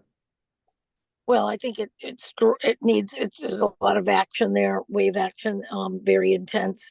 So I really think we need some, granite walls there, or, the block, because it's really, it's a pounded area. But in terms of mitigation, is that gonna compensate for your 3,700 square feet of mitigation? Yeah, so that if whatever site that we end up going with, that would be the 3,700 square feet, which is the piles and the egress ramps. And then the shading impact would be offset through the payment into the DMF's in lieu fee program, where they take that money and they perform restoration offsite. All right. And I think you've been reticent about doing any kind of mitigation at Belle Isle. But as you know, at the marsh, at our reservation. So as you know, a lot of impacts are happening there. And there are, a good handful of proposals. I think if there is any consideration being given to mitigation in other areas, I would strongly urge that you look at Belle Isle first. We can't or overstate the importance of looking there. And I know you did some work out at Rumney. However, Belle Isle is really also in serious need of help. So I wish you wouldn't look too far off-site to accommodate, fulfilling this mitigation efforts. Thank you. Thank you for that, Gail. I think that the moment. Okay, thank you, Gail. Okay, I don't see any other hands raised, anything else in the chat. So with that, I would entertain a motion to close the hearing and issue the order of conditions with the special condition that the restoration plan has to be filed as an NOI and approved before work can commence. And Chair Parker, my apologies. Yes. There are also a few conditions that I believe DMF would have wanted us to add. Oh, I am so sorry. Yes, in the conditions contained in the DMF letter regarding the, you said you're contributing to the fund, the time of year restrictions. What else was there, Eleanor? I have it here. I could look at it, but what Yeah, else? I think it's the items that we listed, the time of year, the in-water stuff that we committed to, and then the contribution, and then the Yep. square footage. Okay, fantastic. So that's the motion. Would anybody like to make it?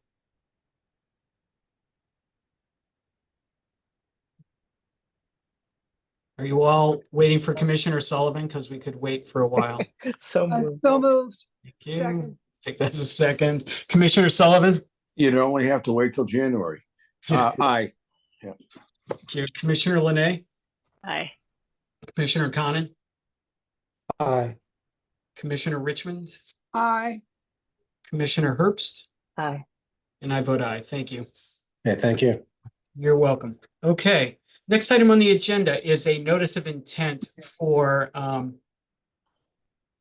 Actually, yeah, notice of intent for DEP file number 006-2006 and Boston file number 2024-028 from Lucas Environmental LLC on behalf of City Realty Group for the proposed demolition of a 3-story, 2-family building and the construction of a multifamily residential building located at 184 Cowper Street in East Boston. Resource area is land subject to coastal storm flowage. I will recuse myself from this hearing. Our firm represents the applicant in other matters. So with that, I would entertain a motion to appoint Commissioner Herbst as the chair for this hearing. So moved. I have a second. Second. Commissioner Sullivan. Aye. Commissioner Linay. Aye. Commissioner Conan. Aye. Commissioner Richmond. Aye. Commissioner Herbst. Aye. And I vote aye. Thank you. Thank you. So who is here for the applicant?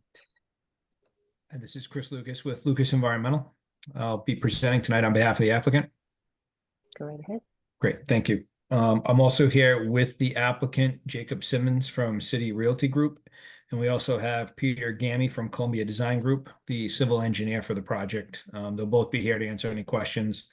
I know it's been a long night. We'll keep our presentation very brief and then answer any questions you and the commission have. As you can see here, the project is located north of the airport and east of Route 90. We are proposing a small project. The parcel itself for 184 is approximately 0.35 acres, just over 15,000 square feet, consists of 2 parcels of land. If you can jump to the next slide, please. Here's an aerial view, and the area in green are the 2 parcels combined. There's a 3-story, 2-family wood frame dwelling with an associated driveway to the west, landscaped areas and lawn.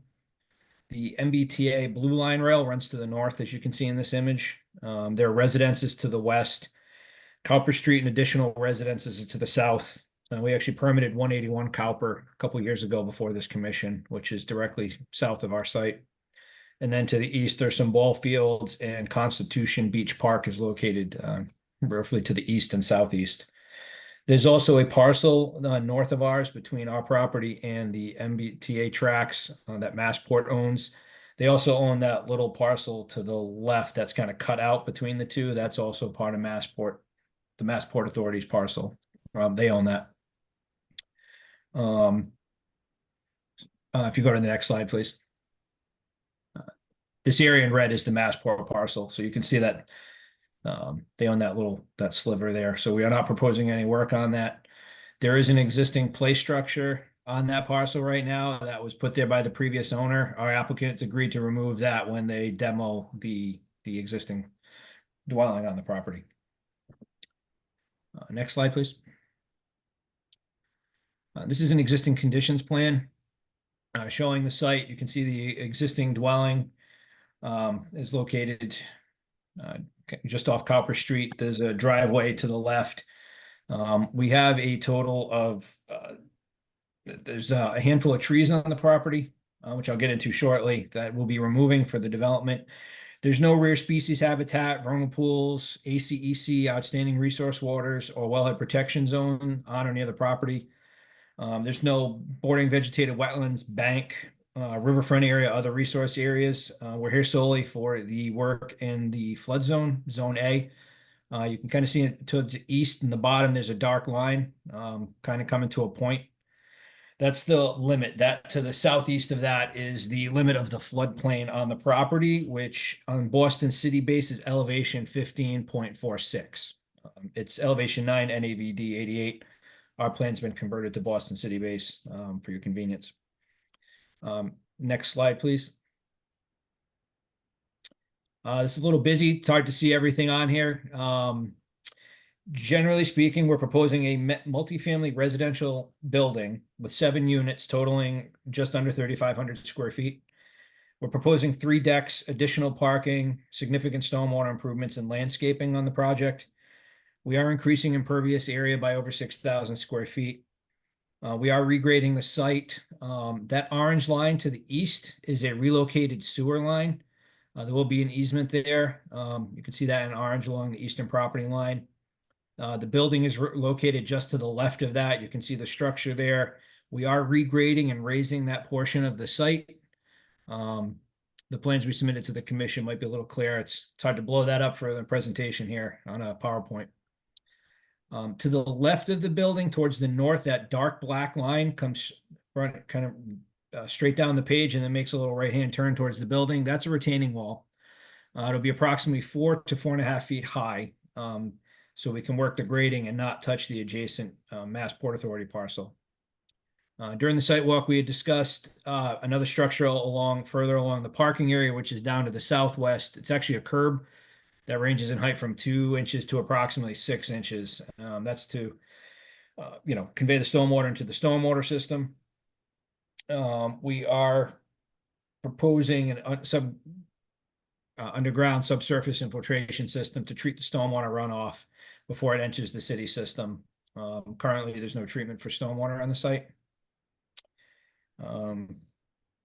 As far as the local ordinance, the applicant has taken quite some time to develop a site that we believe is in line generally with the ordinance. As far as climate change, like we said, there's no existing stormwater system. We have a new, much better system that meets the Mass Stormwater Management standards proposed for this project. Peter's here to get into any further detail if you have any questions on that. The biggest concern we had with this site was sea level rise and coastal flooding. And, excuse me, we modeled the site using the inundation model viewer for the 2070 base flood elevation. On this site, it is 16. However, the flood depths are 4.5 feet maximum across the site. So we coordinated with staff prior to filing this, and we designed the project because we felt that this was the most important thing on the project site. We were able to meet, and we will be 2 feet above that. So if you add the 16 plus 4.5 feet of future flooding, plus 2 feet above that for freeboard, we're 1 inch above all of that. So we fully comply with the 2070 flood, sea level rise, flooding, all compliant with the ordinance. So the building's been raised up to accommodate that. So the first floor elevation will be at Boston City base 22.6. Regarding precipitation and stormwater flooding, the 2070 storm surge will only occur in the 100-year event in a nor'easter. We're not changing the stormwater flows. We don't anticipate any impacts with flooding associated with the sea level rise based on the design. We fully comply with your local land subject to coastal storm flowage regulations in the ordinance. We've provided an addendum to go through each one. Happy to go through that in as much detail as you need, but we fully comply. And then the last metric was the extreme heat. Here we do have a unique site where there's a little bit of green space on it, and in the redevelopment, this was a bit of a challenge. There are a total of 8 trees on the site. We are removing 6 of them, various sizes. 5 of them are Norway maples. One's an ash. There's a multi-stem mulberry and a crab apple. The mulberry will remain. The other trees, the crab apples, Norway maples, and the ash will be removed. For mitigation, we have a very robust, if you want to jump to the next slide. This is a tree removal plan prepared by the landscape architect. So the area hatched in gray, those are the trees that will be removed. The trees to the left will remain towards the back of the lot near the rail. Next slide, please. This is the landscaping plan that they've proposed for the project. We're proposing a total of 12 new trees. So obviously they're not the same size, but we are proposing 2-to-1 for the tree removal. We also are proposing an additional 38 shrubs across the site, as well as numerous grasses and other herbaceous, which total roughly 36 different individual plant clusters. So we do have a robust plan. We've documented all the heat island where we were losing, impervious to impervious. We said it's roughly 6,000 square feet new impervious. We are providing some shading with this. The building also provides some shade in areas. The applicant is committed to using light colored materials for the roof to be more reflective. They did look at green roofing options, but with the design of the building and such, it was not feasible. So it was considered and not feasible, but they are looking for reflective surfaces for the roofs. And we did conduct a site walk with your office prior to the meeting. And several questions came up, which we provided a supplement for, which we believe appropriately address that. The walkways and patios were discussed, and the applicant is amenable to proposing them with permeable pavers to provide additional infiltration. We've clarified the location of the Massport Authority parcel on the plans. The play structure is proposed to be removed with the demo of the building. There were questions regarding the parking spaces on this property, which you can see on the plan here. The parking is down to the west side there, which is in the bottom of this page, reoriented. We require a minimum of 15 parking spaces. They have 16 proposed, which includes the hatched area between the handicap spaces. The compromise for include that one additional space was specific to the neighborhood. There were concerns about parking, so this was a compromise to work with the neighbors and get at least one more parking spot off the street.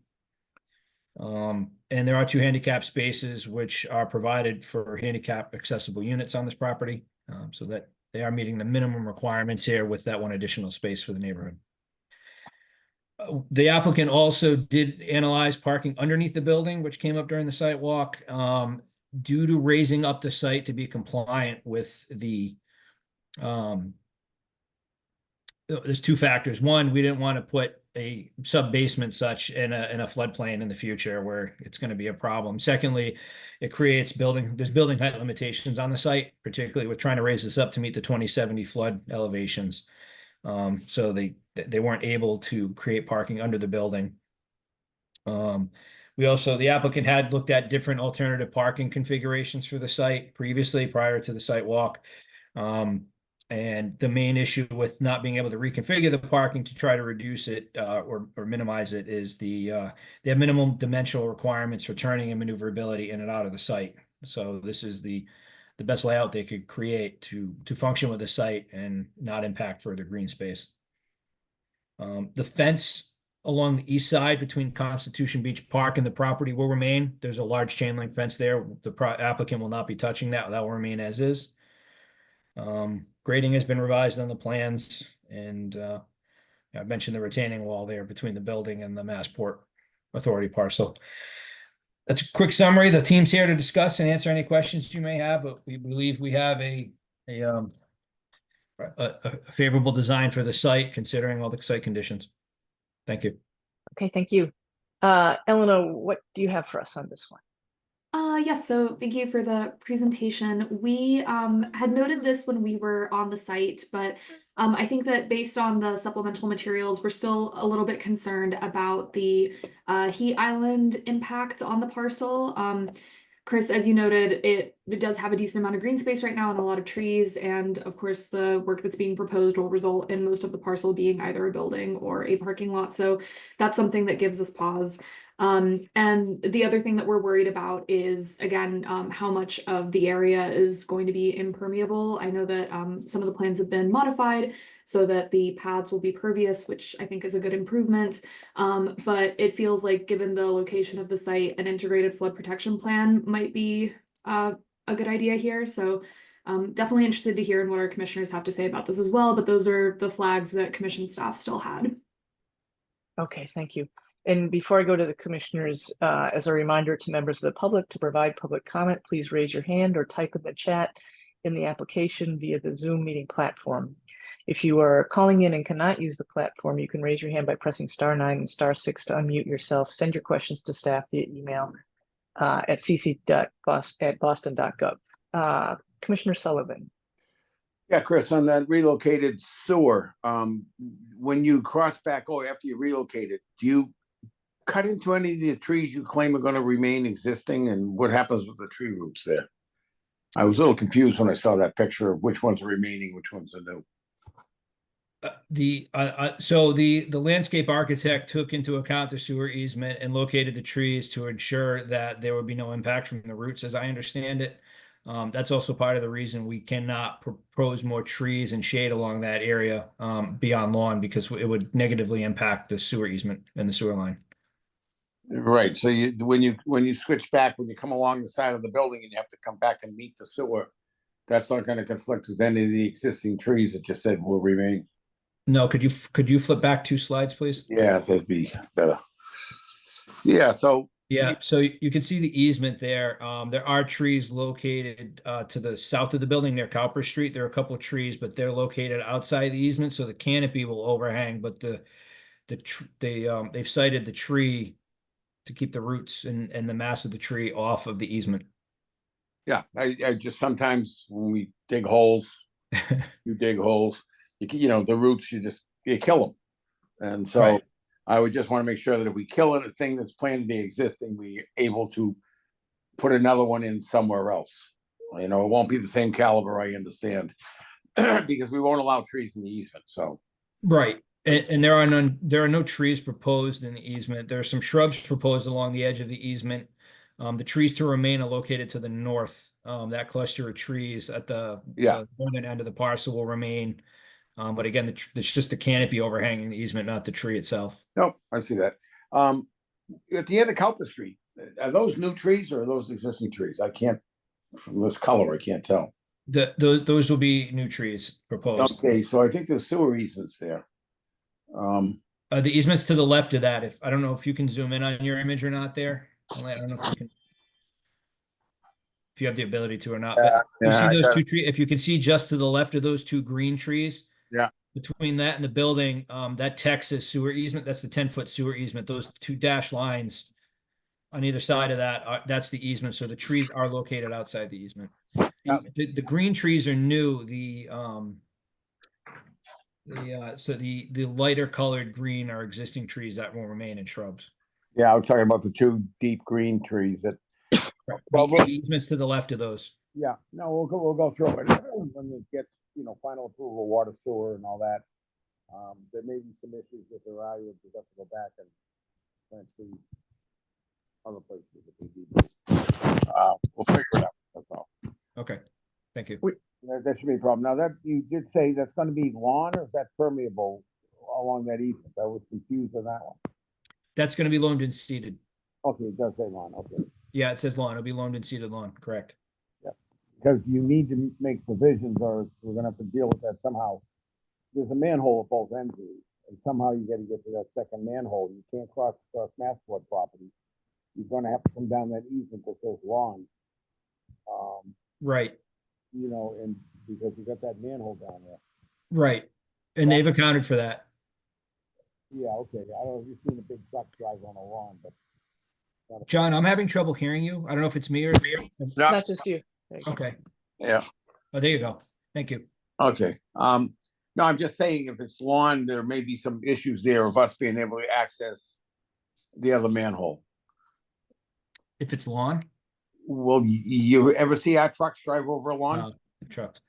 No, we don't walk down there. It's we get jets and very large trucks, and they just barely fit down a turn. So I'm just throwing that out. We'll deal with that later, but okay. We'll figure that out. Geotextile fabric or something. That's all I had. Okay, thank you. Commissioner Linay? Yeah, so I had a clarifying question that I think is maybe similar to what Commissioner Sullivan was getting at. So in this drawing, the easement is shown basically straight along the top of the plan, but I think in that civil drawing, it does angle, and that's where it looks like it potentially impacting that tree. So just wanted No, to. it's hard to see on this plan with I don't know, unless you can zoom in.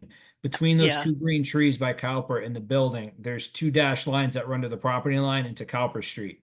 That's right. No, sorry, I'm talking about the other end of the site. So there's, you know, if you go to the civil drawing and that orange line, that's where we're looking at that pink dash line is the easement, right, on this drawing? Correct. So I think there's just a discrepancy on that landscape plan, and it looks like it's straight across. So I think that tree is potentially one that wasn't shown as being impacted. Or is that one? Because I think the note. I see what you're saying. All right. So yeah, I see what the landscape plan. Jacob, is the landscape plan showing an older easement line? Maybe that's what it is. I do see. It does look like there's a discrepancy. The plan is showing, and I apologize, I'm only seeing what's on here, but there is a second easement that I'm aware of that's shown on the landscape plan that may, again, apologies, this may not be exactly what I'm seeing, but that second easement is different than the relocated sewer easement. So there's, I guess if we stay here for a second, the kind of top to bottom of page, as you see, currently it runs through what would be the middle of the building. So that's the sewer easement that would be relocated. However, there's a second easement that I don't believe is shown here because it's not being touched. That is kind of at a, call it a, 30-degree angle from the building, that appears to impact the trees. That's an easement that just remains. It won't be modified or otherwise touched. So there wasn't a consideration just because the trees would be planted. There wouldn't be an impact. Because But they're Jacob, there's a lot going on in a small site. So yeah, Jacob, I think the question is though, the landscape plan shows the easement. It doesn't make that angle. It goes straight to the back property line towards the. can we go? Apologies. Do you mind going back to the landscape plan? Because I didn't catch that when they were submitted. Go to the next sheet. Yeah, so that easement there, it's sort of at like a 30-degree angle. I can't read what that text says. Yeah, it's showing, I can see the clean sheet here. We'll have to adjust the easement on the landscape plan, but looking at the other plan, Ms. Lynn, it does not appear that it'll impact that tree. The canopy overhangs it, but we may have to take some care. We can take a second look at that, but I don't believe it'll impact that tree. Okay. It's a crab apple too. It's not a high value tree. I will note the landscape architect was given the civil plans showing the easement relocation. So whether it's noted correctly, we verified that it was done with consideration for the site work on the site. Okay, great. Thank you. I did sort of want to revisit Elena's comment about Heat Island and the importance of shade. And I think the white pine, I can understand the intent of that as like a screening strategy, but I think having canopy trees there could be, more beneficial in terms of shading the paved areas. And then I think other comment is just about, I'm sure you'll be thinking through those soils for the planting areas and how they're contributing maybe to infiltration. How, I guess a question is also if there is irrigation or if these are unirrigated plant beds. And then I think my last question, or just a comment, is really about the maintenance of the plantings and the ornamental grasses. I think it's common that if they don't get properly, cut in the spring and things like that, then they start to look messy, and that can have, negative consequences down the road. So I think keeping that in mind would be also helpful. Okay. And I know this was raised. So for the Heat Island, we did analyze, just for all the commission members. We went through the different criteria, and when we calculated the existing and proposed shaded area of the site from physical structures, we currently have just under 2,000 square feet of shade from physical structures. Due to the change in the nature of the building and whatnot, and the increase in height, we will have over 8,000 square feet of shading from the building. So obviously it's not apples to apples with the canopy, but we are having a fourfold increase on shading across the property with the new building. When you look at the trees that are there now, we have roughly 8,000 square feet of shading, and we'll have just about 4,000 of canopy cover with the landscape plan that we're proposing. So,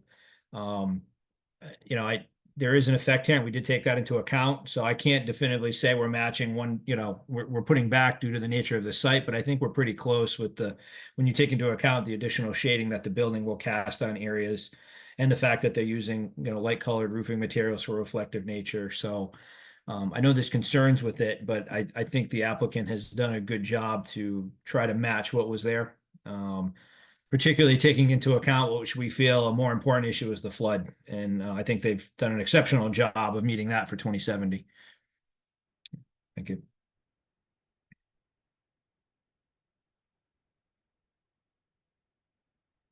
Sorry, I was muted. Are you set, Commissioner Linay? Commissioner Khanna? Thank you, Chair Herbst. Why is the green roof not feasible? Jacob, Peter, I don't know which, I don't know. I know you looked into that, Jacob. I don't know. I know you indicated it wasn't feasible. You're on mute.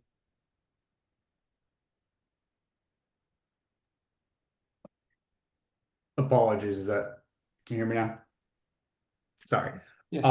So when we spoke to the architect and when we worked through with the city, there were height restrictions that the built up green roof, with the structure, we weren't able to meet. We're right at the sort of height maximum right now. So it was a procedural matter with the city. So the city didn't want the green roof? There was no way to implement the green roof with the design the city wanted. So basically something the city wanted made Correct. the green roof not feasible. Correct. Sorry, maybe I wasn't clear. So the specific architectural style that they were imposing, and that we were in a bit of a hard place with the neighbors where they weren't really willing to compromise on a flat roof style because of how do I put this? Perceived massing of the building. They felt was visually reduced by the pitched style roof. So one of the compromises we had to make with the neighbors was around that in order to let them feel comfortable with the size of the project. How interesting. So green, not being so green is what is more comfortable, seems like as a conclusion. Unfortunately, and I frankly, I understand the sentiment the other direction, but we were, I'll to give a little inside baseball, so to speak. We had a 4-year review process with the neighbors on this project.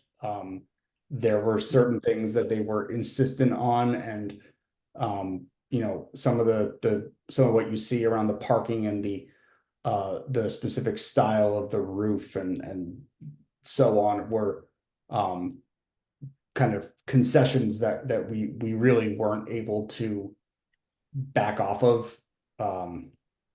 The neighbors, specifically our direct abutters, were really intimately involved and sort of insistent on certain things. Very interesting. Yeah, thanks for sharing that.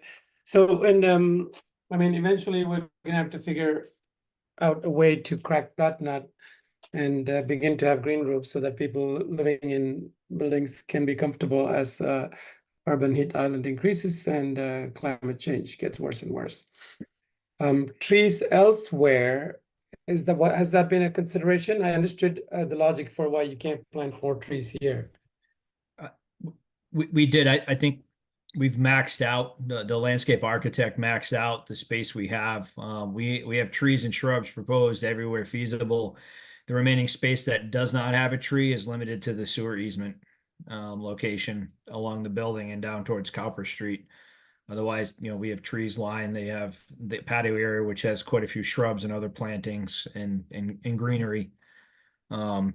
Otherwise, would you be open to contributing towards more trees elsewhere? Jacob, that's a question for you. I suppose, yes. You know, we hadn't contemplated it. We're not opposed to as a, you know, condition of approval. I wouldn't rule it out. Great, thanks for considering it. And that's all, Chair Herbst. Okay, Commissioner Richmond? Yeah, did I understand you to say that all of the existing trees on the I mean, I'm a little confused. That all the existing trees on the property were going to be removed? No, we have a total of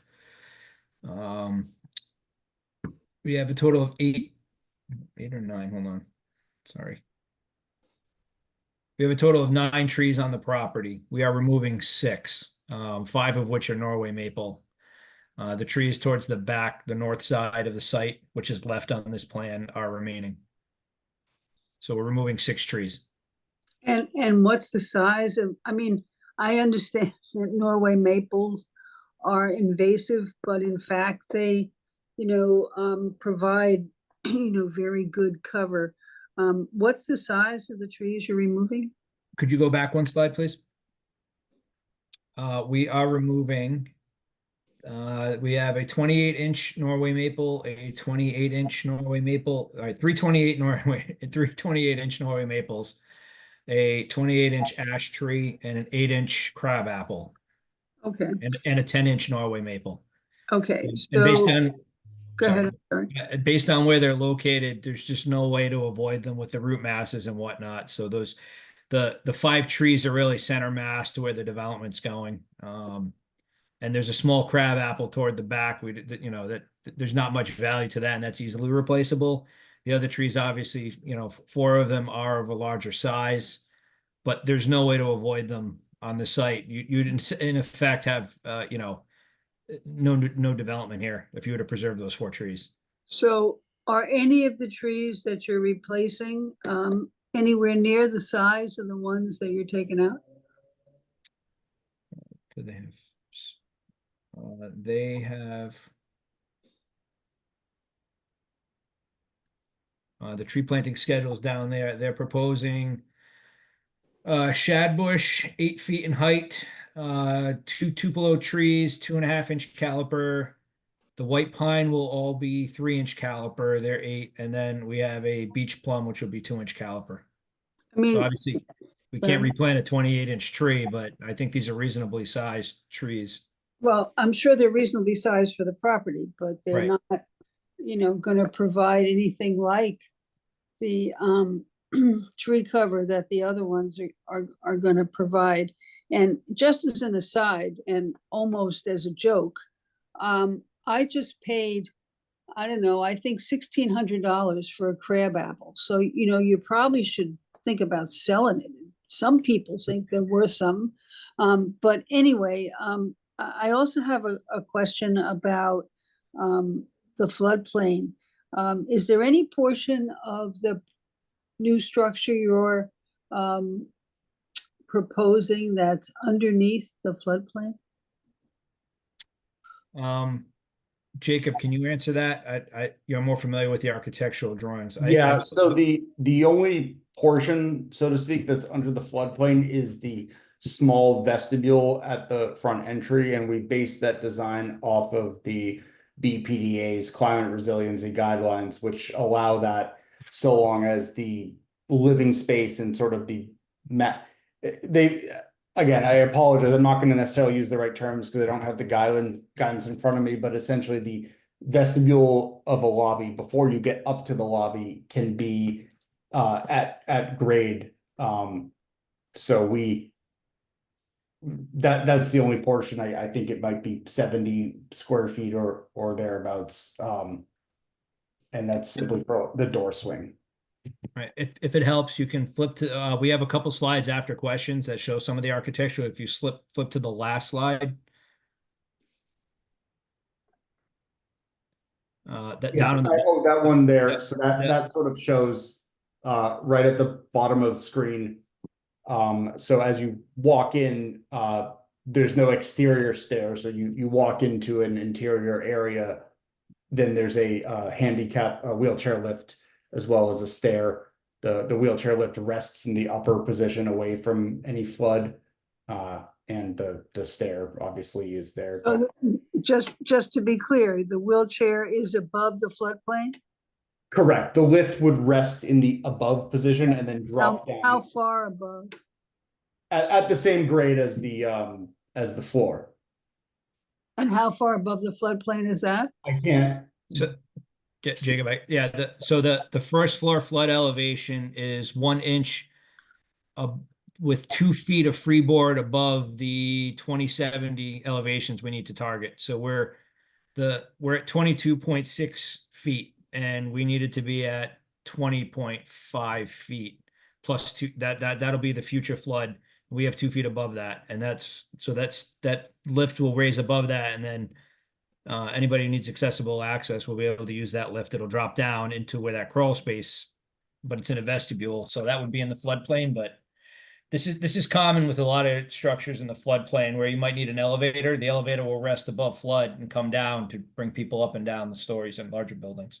So it's a similar process here. I mean, I suspect I'm beginning to sound like a broken record on this, but it does seem to me that people who have access issues need to understand that they can get out if they need to, and they don't have to go through water to get there. So I'm always concerned, and there is nothing below this vestibule in this building, so there's no basement or anything like that. No, it's crawl space. The crawl space. Okay. Mhm. All right. I think that answers the questions I have. Thank you very much. Okay, thanks. Just a couple questions, and I'm focused primarily on land subject to coastal storm flowage because that is, in fact, the one resource area for this project. You said that you have inhabitable crawl space. I'm guessing you meant to say uninhabitable in your. It's not habitable. All the first floor is the living space, nothing below that, and that's above flood. It's in your filing. It says inhabitable. I just wanted to That would- confirm that was an error. Uninhabitable. I should say uninhabitable. Thank you. Okay, good, thank you. And I understand you added pervious paving in response to the site visit with staff. I can't remember if it was your proposal or another, but are you also making the parking spaces themselves pervious? They are not currently proposed as such. Okay. Is that it must maybe another filing we have tonight, I think, where they were making the the driveway asphalt, but the parking space is pervious. I don't know if that's something you would consider. I will. Jacob, do you want to respond to that? Yeah, again, that's certainly as a condition of approval, we're fully open to that as a suggestion. Okay. And who is going to be responsible for maintaining the property and specifically the pervious pavement that you are? So this will be sold as a condominium building. With a building of this size, with any condominium building, you'll have an association. When we write the master deed for that association, which we'll do, typically prior to a unit closing, for example, there's maintenance procedures that you put in the building and that are assigned to either the association or the association, subs it out to a property management company, but those will be codified. Maintenance procedures, meaning the sort of typical systems upkeep, landscape, and in this case, the pervious paver upkeep. Those are just standard items that would be included in any maintenance handbook, which might not be recorded but would be referenced in the registry of deeds. And I think it's been our history to put maintenance of pervious pavers in the special conditions for the order of conditions. So I don't have other questions. I guess I'm wondering whether commissioners feel they need anything further, or whether you're comfortable with, there were some questions about whether the plans were accurate and what you needed. Does anybody have a concern about that or other concerns or that you want to raise for special conditions or otherwise? I just raised the condition when it comes over for water sewer review and change of easement and everything else. Something gets hung up over there for either the tree planting, etc. I'd have to take a harder look at that. And then we always have hang-ups when people put balconies on top of the easement. So that's another, but that's got nothing to do with the environmental issues we're talking about. It's just the trees. I have to take a harder look at it. But they could always put another tree in somewhere else. Okay, so do you want some language? Should we be continuing? No, we wouldn't need language. We can go ahead with this, and what would happen is they can't get their water and sewer permit. Okay, So, all right, you'll catch them on that that. would go back. I mean, they're not threatening anything here. I'm just saying that's how it works. Okay. So I don't want to hang up this for that purpose. That's why I just brought it up. Okay, And Elena, did you have any other specific suggestion of that you had raised the heat issue of something?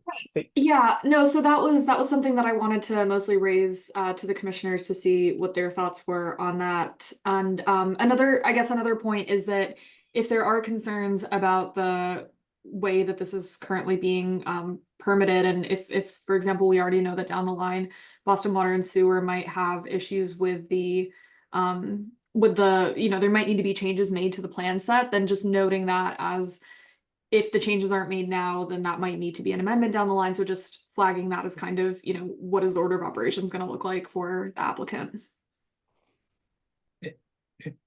Ms. Herbst, we understand that. We have no issue with these conditions, and if anything is required to change with Boston Water and Sewer Commission, we think we have appropriate layout, but if a tree does need to be removed or changed, we would approach staff to see if it requires an amendment or is a minor change, if it's a one-to-one. We're happy to work with staff, and if we do need to come back for an amendment, the applicant is more than willing to do so. We think that's more than appropriate if a change comes later. Okay.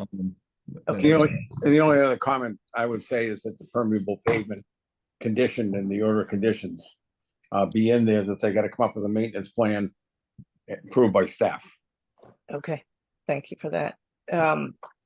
And I do see that we have at least one person who would like to comment. I don't know, Ellen, if there are others as well. I don't see, it looks like Cindy. Thank you. I wish I understood more about the project, and I'll offer my apologies up front, but for me, it begs the question of, does there need to be some kind of an environmental peer review? And the reason I say that is, between removing trees, between the number of easements, between the proximity of this particular property to the coast, it eats up the coast, right? And I'm fairly familiar with this location. There's a lot of mud flats there, and just a short ways away, there's marshland. It's a short walk away. This isn't even talking about stuff that has nothing to do with the commission, with loud airport noise and air pollution. And is that the right way to offer development to an environmental justice community? My thought is there a good reason here, with all of the things I've heard tonight, to have an environmental peer review to see if even the root systems that they're talking about removing thereby remove some of the protection that would be offered to people who may not realize how sensitive that area is. So that's my concern, and my request is consideration of a potential environmental peer review. Thank you. Thank you for your comment. I often that is something, well, I wouldn't say often, we do that occasionally. My comment would be that in this case, the actual resource area that the Conservation Commission has any jurisdiction over is land subject to coastal storm flowage, meaning really our only authority is has the applicant appropriately addressed that, and in my opinion, in elevating the building, they really have. The other things we're talking about, we get some opportunities here and we're taking them, but it's really the flood zone is our priority, what we can focus on. Yeah, no, I really appreciate the opportunity to speak. It is one of those things where accommodations don't always, they get you through and they make you concerned. So I appreciate having that opportunity to raise the concerns that I had.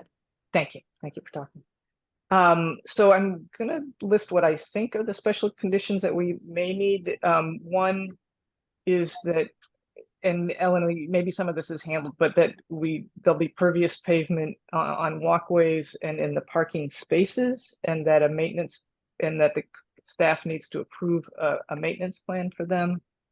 I assume we need typical, and so maybe it's in there, a plan about the landscaping needing to last 3 years, whatever is our typical vegetation maintenance plan. Should we have a special condition for the light colored roof, or is yes? Is that sorry? Yes, we typically include that as a condition as well. Okay. Those are the three things that I caught, but I could have missed something. Anything else from the commissioners? What about tree planting elsewhere, given the limitations of what you can plant here? Where's Michael Parker when you need him? I, I don't know how to handle that, honestly.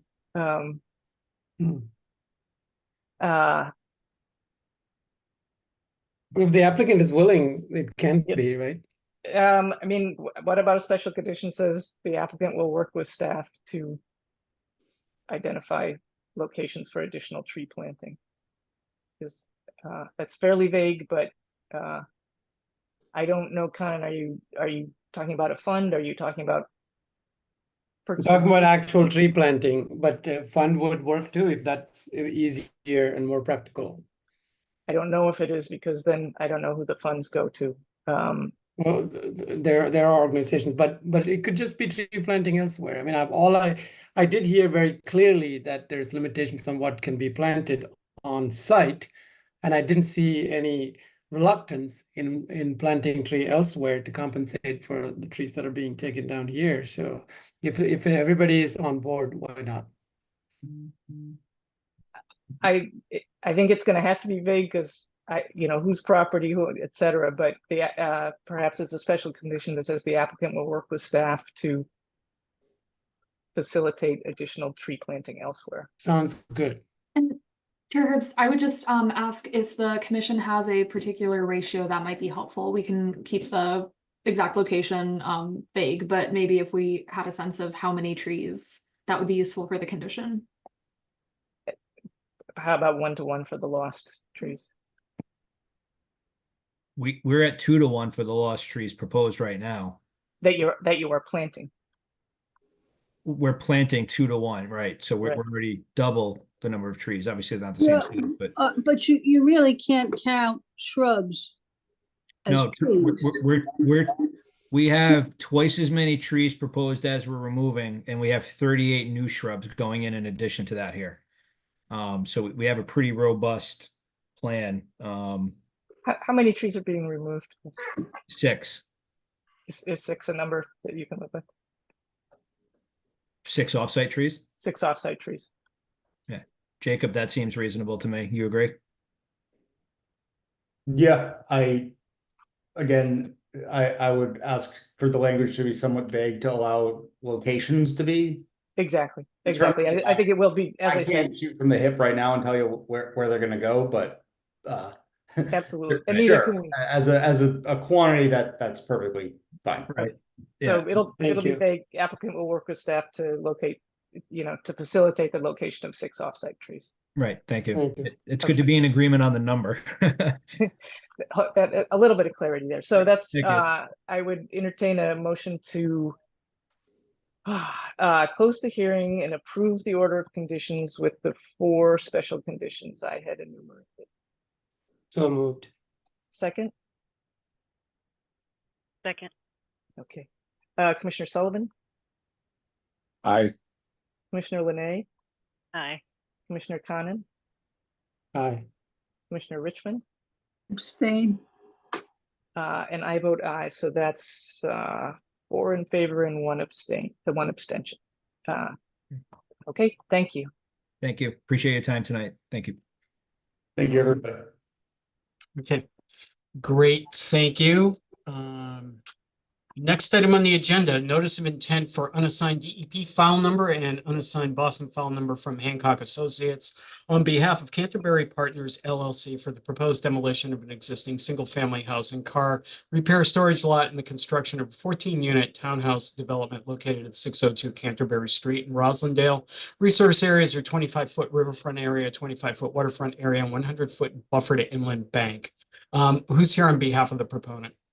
Hi, I'm Anthony Donato from Hancock Associates. Okay.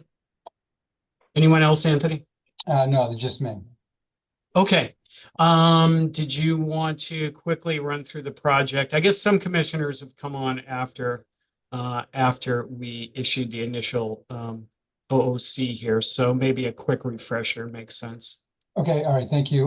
Real quick, so this project was approved by the commission and Boston Water and Sewer back in 2020. The project kind of got construction been kind of slow. you know, right after COVID. And then the developer had some issues with the general contractor, and he had to replace them, and inadvertently the order had expired last year in August, and an extension was not requested. And then he was notified last month by the the agent, Elena, that the order had expired and he was to cease doing any work within the 100-foot buffer, which he has. So the project schedule is that you know, the structure is up and the drainage is in, and they're just buttoning it up the inside of the building right now, and they're looking to finish this project at the end of the year, and then sell the units and you know, start the wetland restoration or the bank restoration in the back and the plantings as soon as a new order is issued and the appeal period is over. This is the for some reason it looks like this PDF didn't really didn't translate too well. But is that the PowerPoint I had sent over? It looks like it. Okay. It's like yeah, some of the layers, didn't. Yeah, it looks a little bit different on my screen. So, you know, the orange line would be the footprint of the building, and the gray in the front is the parking access is to the is from Canterbury Street on the north side of the page, and the lot is only 60 feet wide. It's a long, slender lot. It extends to Canterbury Street at the far south end of the site. There is basically it's an 8-foot pipe on either side of the lot. For some reason, the daylight's just on our property or the subject parcel. If you could go over to the next slide, hopefully that one translates a little bit better. Okay, well, this one's a little bit better. So here is the restoration plan, and I have some pictures that I can show you at the end of the presentation. The bank would be restored, and we're proposing 30 native plantings along the bank to restore what's currently it's degraded. It's basically a lot of knotweed and trash that was in there when we had first started the project. The area behind the building and the bank will be professionally landscaped. We had submitted a plan that prepared by a landscape architect. If you go down the next slide, please. That would be the next slide would be the landscape architecture plan. Should be one more slide. Well, if that I'll need doesn't to work, reshare slides really quickly, but you can continue talking if you want to. sure, okay. And then so basically the plans haven't really changed since the approval in 2020. There were the last two slides were just pictures of what the condition of the site was back in 2019. It was basically used as for car repair and storage, and it was very degraded, void of vegetation. It was just hard compact gravel up to the bank. And then the bank was, like I said, knotweed and filled with trash. And the intent is to restore that bank and do the plantings, and then have a landscaped area from the back of the building to the top of the bank.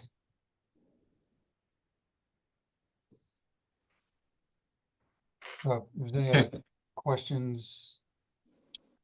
Yeah, while we're getting the presentation back up, just an observation procedurally here.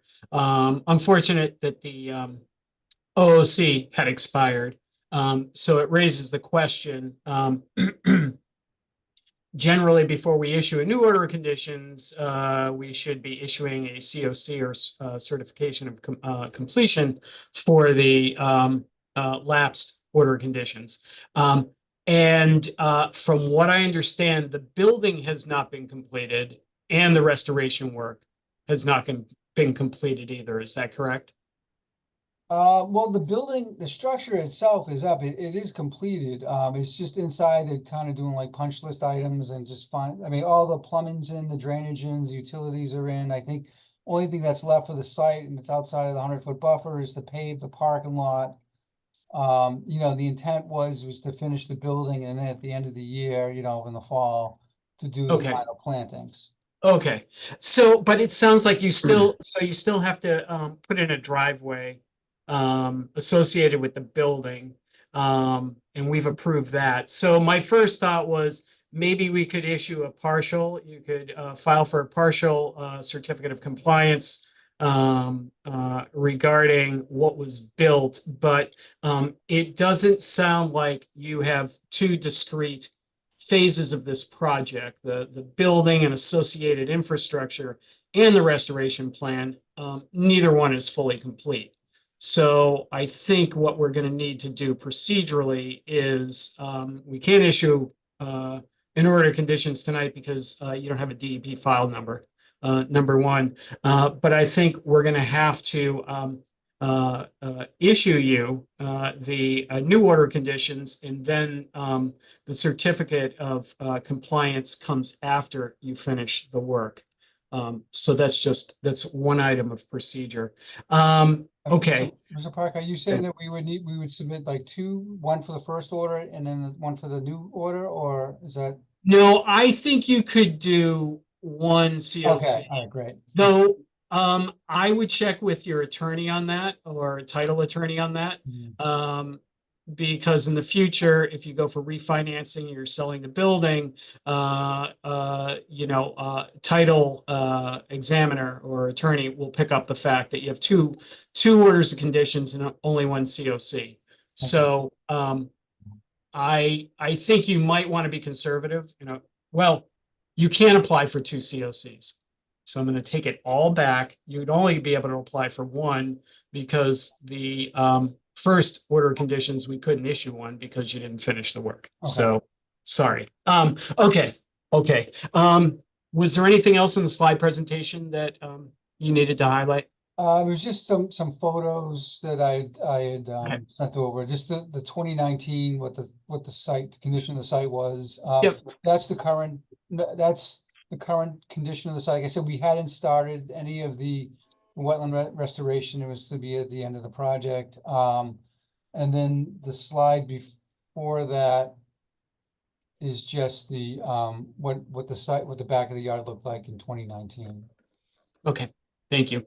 Before we get into discussion, just want to remind members of the public to provide public comment. Please raise your hand or type in the chat in the application via the Zoom meeting platform. If you're calling in and cannot use the platform, you can raise your hand by pressing *9 and *6 to unmute yourself, or send your questions to staff via email at cc@boston.gov. So Anthony, have you seen the public comment letters, or one letter? I have not. So the question here, and I think Mr. Yoder is here, who probably asked them, but it's a question I had.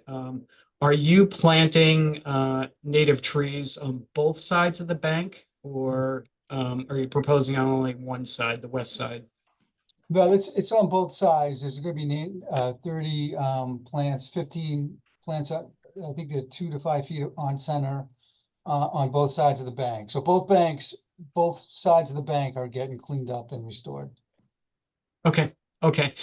Then in this comment letter, there is something about a black chain link fence, I think, to prevent trash from blowing into the riverfront area. I do think that I think we discussed this with another proponent in the area, and the concern was the migration of wildlife, and it would inhibit that. So I'm pretty sure it's a great suggestion, but I think we've rejected that for that reason.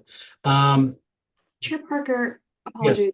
There I am. Great, sorry. I wanted to note that occasionally we've used a condition where for example, if a chain link fence is used around a site, if it just needs to be 8 inches above the ground to allow for wildlife to pass through. So depending on the type of wildlife that the commission was considering last time, that could be one way around it, but I'm not familiar with what's in the area. Yeah, I'm seeing a 3 to 4 foot black chain link fence, and I do remember discussing that. So, okay, thank you. That's a good clarification. Okay, That's really all I had. Elena, did you have anything else? Yes, so as we noted, staff was able to do a site visit, and when we were there, we had observed a significant amount of Japanese knotweed and other potential invasives that were growing on the site. We were just wondering what invasives management has been done so far and what the plan is for the invasives moving forward. Okay, so yeah, the landscape, you know, as typical most construction projects, that the final landscaping was going to be done at the end of the project, and there was a wetlands restoration, a bank restoration letter that was submitted by a wetland scientist in our company that had talked about the Japanese knotweed removal. I'm not I really couldn't get it, but the intent is to get rid of that Japanese knot. He's going to hire a landscape company to remove the landscape. I believe it said like non-herbicide, or if any herbicide was to be used, to have it submitted to the commission for review and approval.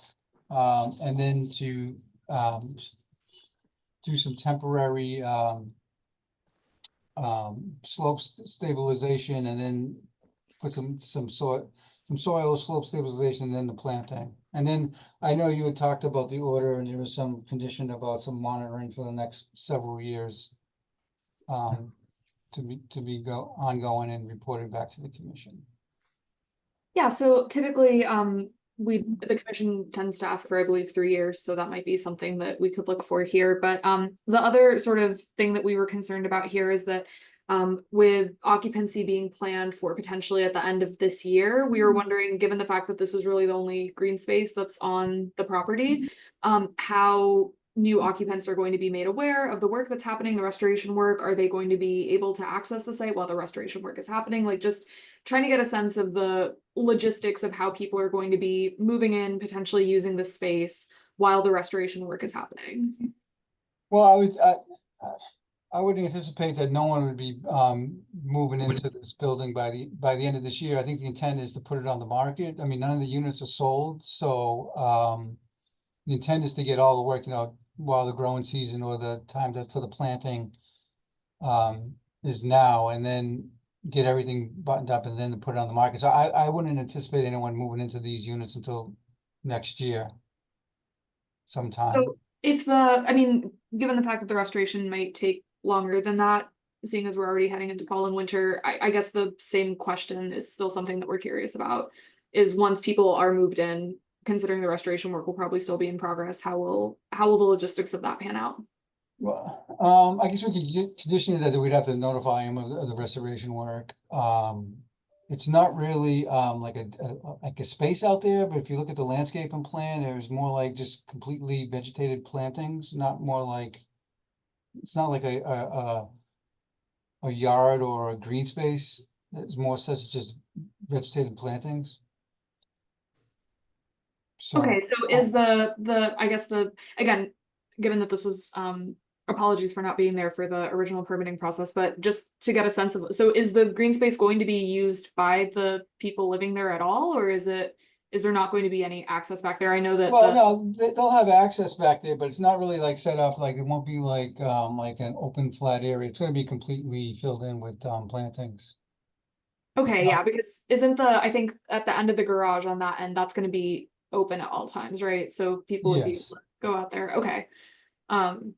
Yeah, I think that we are probably still curious about the logistics of that. I don't know if there's maybe the person on your team who is going to be doing that restoration work. It might be helpful to maybe just hear from them, or maybe be put in touch with them so that we can get some of those cleared up before the next hearing. Well, I talked to the developer about that because I know you brought it up at the hearing, but he hasn't selected anybody yet to do the work. He was just going to, when he told me that he had his site contract had a landscaping company that he uses, that he was going to, ask him to come take a look at the order and take a look at the site and give him a proposal. So he doesn't really have anybody on board right now. Yeah. So thank you, Eleanor, for reminding me of a few things here. If you don't mind, let me put some color to that. So one of the concerns here is how quickly you're going to be doing this restoration work. I think you're saying you get it started this year. People will be moving in next year. Is that right? Yes. Okay, I think we're going to be putting in your new order of conditions a timeline or for you to for the proponent to start that restoration work. So it's something, you know, we don't want to happen 2 years and 6 months from now, right? The other thing, and I'm looking frantically here for the initial, the original order of conditions, and I'm pretty sure we would have put it in there. Maybe that's it right there. But we'll want to, if we don't already have it, want to put in the order of conditions that in the master deed, are these going to be apartments or condominiums? I believe they're apartments. Okay, so the order of conditions will be in the chain of title. We're going to want to make sure that you know, future owners are going to know about the area. Our residents are going to know about that area. It's sensitive. It's not a place that you can, you know, take out vegetation and build a fire pit and all that other good stuff. So we'll have an order, special condition in the order for that. And since it's an apartment building, we'll figure out what to put in there. We have a standard special condition that we'll put in. Okay, thank you. Okay, but we want to see the restoration work moving. And not it's an afterthought a couple of years from now. Okay. Elena, did you have anything else? Not anything else. Those are our main concerns. Okay, thank you. Commissioner Sullivan? Yeah, you own both sides of the bank of the Canterbury Brook there, right? All the way up to American Legion Highway? Yes. You do.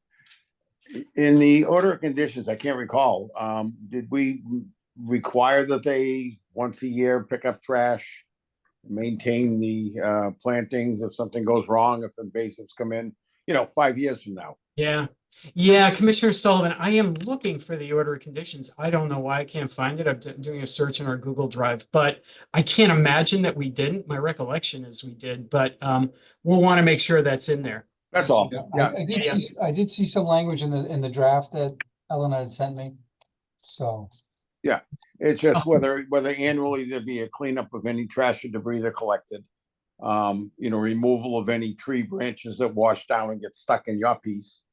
Yeah. And you know, replacement of any vegetation that were to die or get destroyed for, you know, either through frost or whatever. Yep, thank you. Okay. That's all Anything I have. else? That's it? Okay. Thank you. Commissioner Linay? No questions for me. Thank you. Commissioner Conan? The pictures, I was looking at them, they look like it would be easier to compare if they're from the same season, but it looks like, I'm not even sure they're exactly pointed at the same locations either, but it just in general, it'll be helpful if it's in the same season and pointing at the same thing. Looks like the first set of pictures are from winter and the other set has greenery in them. So Yeah, just as an well, observation. yeah, the last set of the new pictures are I took in August last month, right before I submitted the filing, just to give you know, the commissioners an idea of the status of the project for those that did not attend the site walk. So. Thank you. Okay, I didn't have any questions, Chair Parker. Okay, thank you. And I feel awfully dumb. I just found that order of conditions in the file for tonight's hearing, and I was searching for the last 5 years for it. It actually looks pretty good. Good. Okay, Commissioner Richmond? I don't have any questions. Thank you. Okay, Commissioner Herbst? No questions. Okay, anybody from the public raise their hand? Mr. Yoder. You can unmute yourself. You are unmuted. There you go. Yeah, thank you. We're happy. I represent the Mount Hope Canterbury Neighborhood Association. We've been working with the proponent on this for 4 years now, so we're very happy to see the end coming up. and particularly the attention to Canterbury Brook, which initially wasn't getting much, but now this is very, very much where we'd like to be. So I want to thank the developer for coming through on this. A couple of points which I just want to make sure all the dots are, I's are dotted and everything. The reason the whole question came up about whether both sides of the brook were going to be planted was, on the one hand, your planting plan did show it, 30 trees, 15 on one side, 15 on the other. But within the NOI on at least on these 3 pages and maybe more, page 9, page 14, page 25, there's a statement basically saying that the planting will only occur on the west side of the brook. Now, maybe that's from a previous NOI and it didn't get updated for this new one. I'm not really sure why there's that contradiction. I would suggest if that should be noted and either changed or make some kind of note so there's no contradiction in the documents of what's going to happen in a year from now or whatever. It's specifically what it says, if I can find it now. It says, where is it? Within the 25-foot riverfront area, planting of native species is proposed on the west side of Stony Brook, meaning, of course, Canterbury Brook. And that was repeated at least 3 times. So if we could clean that up, that would be a good thing. Also, I agree, we always need a maintenance agreement, so I'm happy that's in there. On the fence, actually, that was up at 289, just a few hundred feet up, the 106 unit building. In fact, they did put in a 4 foot high black chain link fence that went to the ground, which I guess now from what you said, that might have been a mistake. And the idea was to try to help the owner on maintenance, to keep debris from blowing in from like Wendy's across the street. So what if that was what someone here suggested, one of the commissioners, a 4 foot fence, but the first 8 inches would be open. So for small wildlife could get in and out, because I can see it really, there's no other way. They really would be shut out.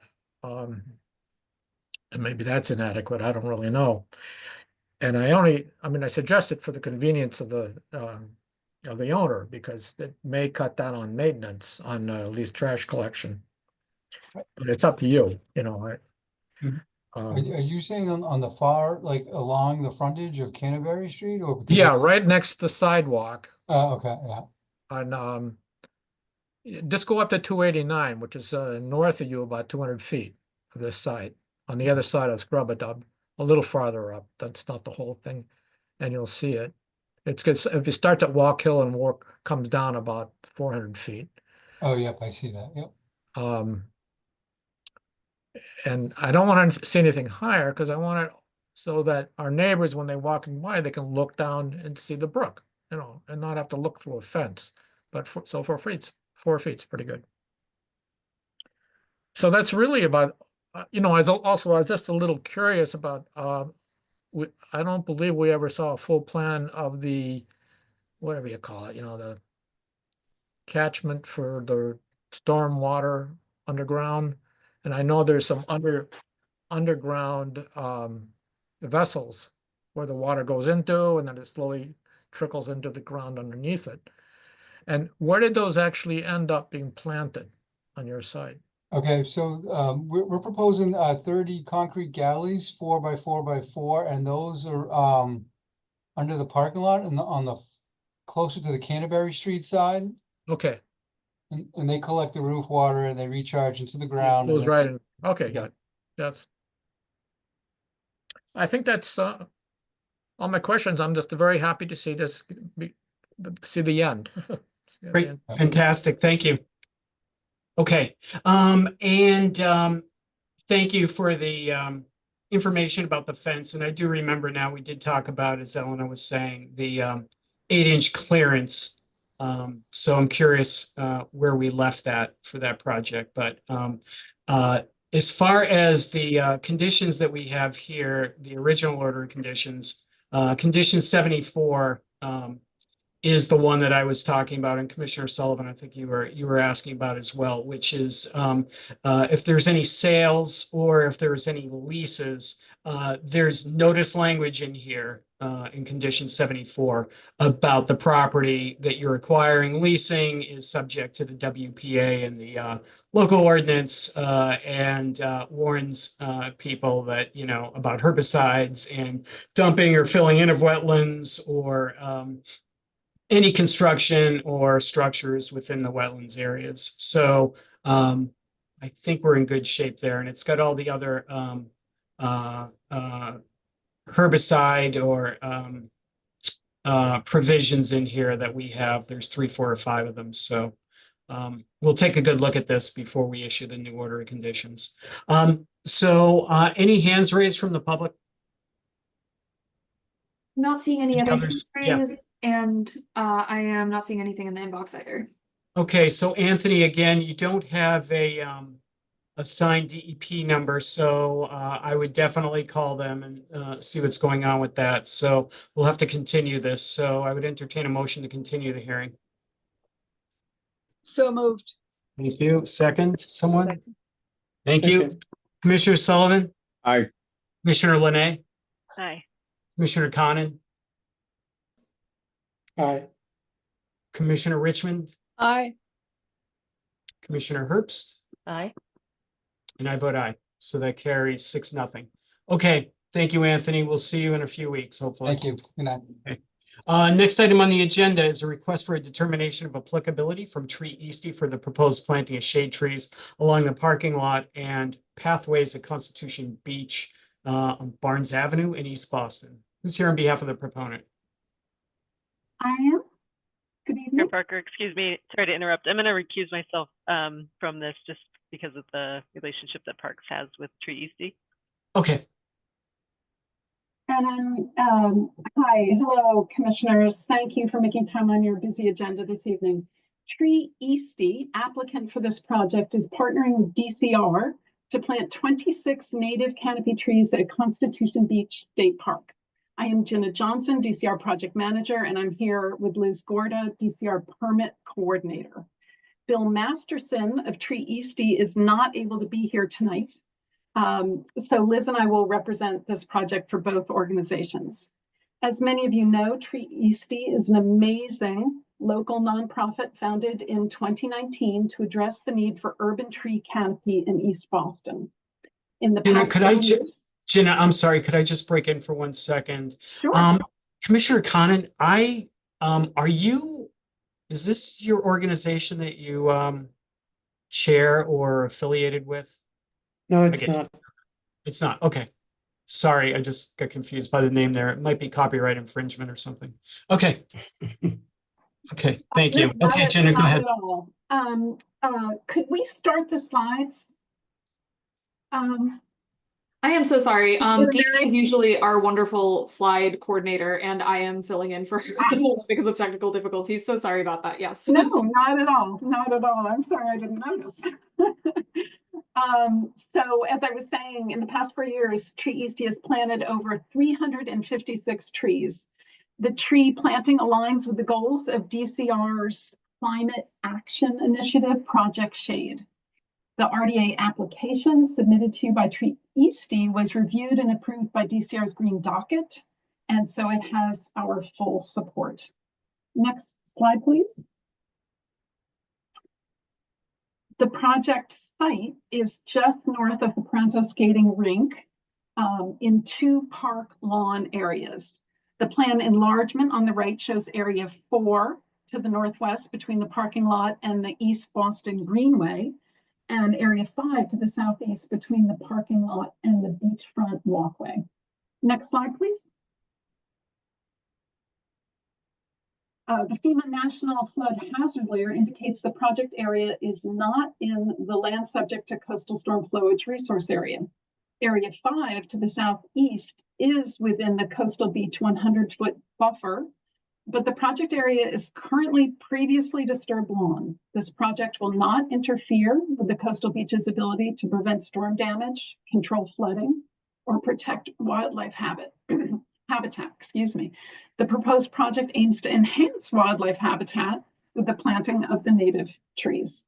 Next slide, please.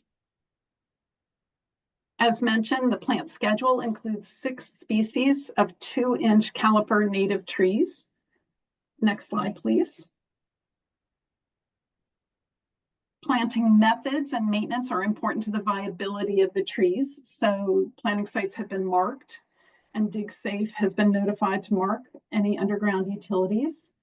The trees are balled and burlap native species supplied by Amherst Nurseries, and they will be inspected by DCR and Tree Eastie upon arrival. Poles will be hand dug, mulched, staked, and equipped with water bags. No heavy machinery will be used on the site outside of the paved parking area. The tree planting will take place over 2 days, with 13 trees planted by volunteers each day. And DCI certified arborist Tim Lockett will be on site overseeing the planting. Tree Eastie will be responsible, importantly, for watering the trees for the next 2 years to ensure that they survive and thrive. Next slide, please. In addition to the required abutter notifications, we've made presentations to Harborview Neighborhood Association and placed on-site lawn signs with a QR code that links to DCR's Project Shade website. And we hope to update it tomorrow. So next slide, please. We welcome your questions. Thank you for listening. Fantastic. Okay. Thank you very much. This looks great. Just want to remind members of the public, if you would like to comment, you can, excuse me, to provide public comment. Please raise your hand or type in the chat in the application via the Zoom meeting platform. If you are calling in and cannot use the platform, you can raise your hand by pressing *9 and *6 to unmute yourself, or send your emails to the email box at cc@boston.gov. So just a couple quick observations on this one. As far as the, it looks like there's going to be a lot of volunteer work here. How are the volunteers being trained? They're trained with a sample tree planting, and then there's significant oversight by Tree Eastie, as well as in this instance DCR's arborists and DCR Constitution Beach on-site staff. Okay, so your arborist will be there during the planting. Okay, so as far as issuing the RDA, negative RDA tonight, we generally put in standard erosion controls. I'd be very interested in getting a report after 2 seasons as to how the trees fared in that environment. So I assume you don't have any objections to that. Elena, do you have anything on this? I do not have anything on this other than the fact that we received a number of comments in support of the commission issuing a negative determination. Those are in the draft folder available for the commission's review.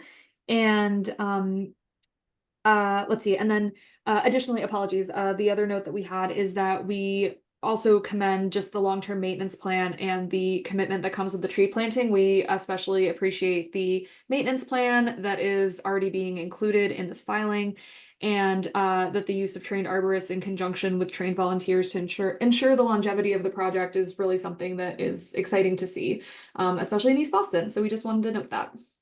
Fantastic. Okay, thank you. Okay, Commissioner Sullivan.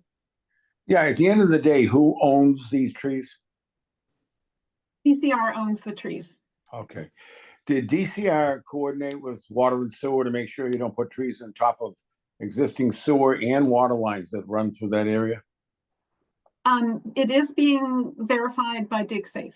So we should have reports on any underground utilities. Right. So you do understand that the municipal water and sewer utilities are not members of DigSafe, would not be notified for markouts. I did not understand that. Commissioner Sullivan, apologies. So we should go to the FEMA layer, which also has layered on it the DCR drainage. And I understand that there may be in addition other water lines, so we can confirm that. Yeah, so I would just ask you, because we got to be careful here, both the water line and the sewer lines run through those areas. And, you know, we don't want trees on top of them, because Understood. God help us if we have to fix anything and go near a tree. You got to post it and pray for it and that everything else that goes with it. So I understand what you did with the dig safe, but that you got to get a hold of the Water and Sewer Commission. I misspoke. Apologies. No, not a problem. But we want to make sure before you actually plant them that it gets cleared. That's all. We will do that, and that appears on our stormwater management and utility drainage plans, and so I will confirm that. Yeah.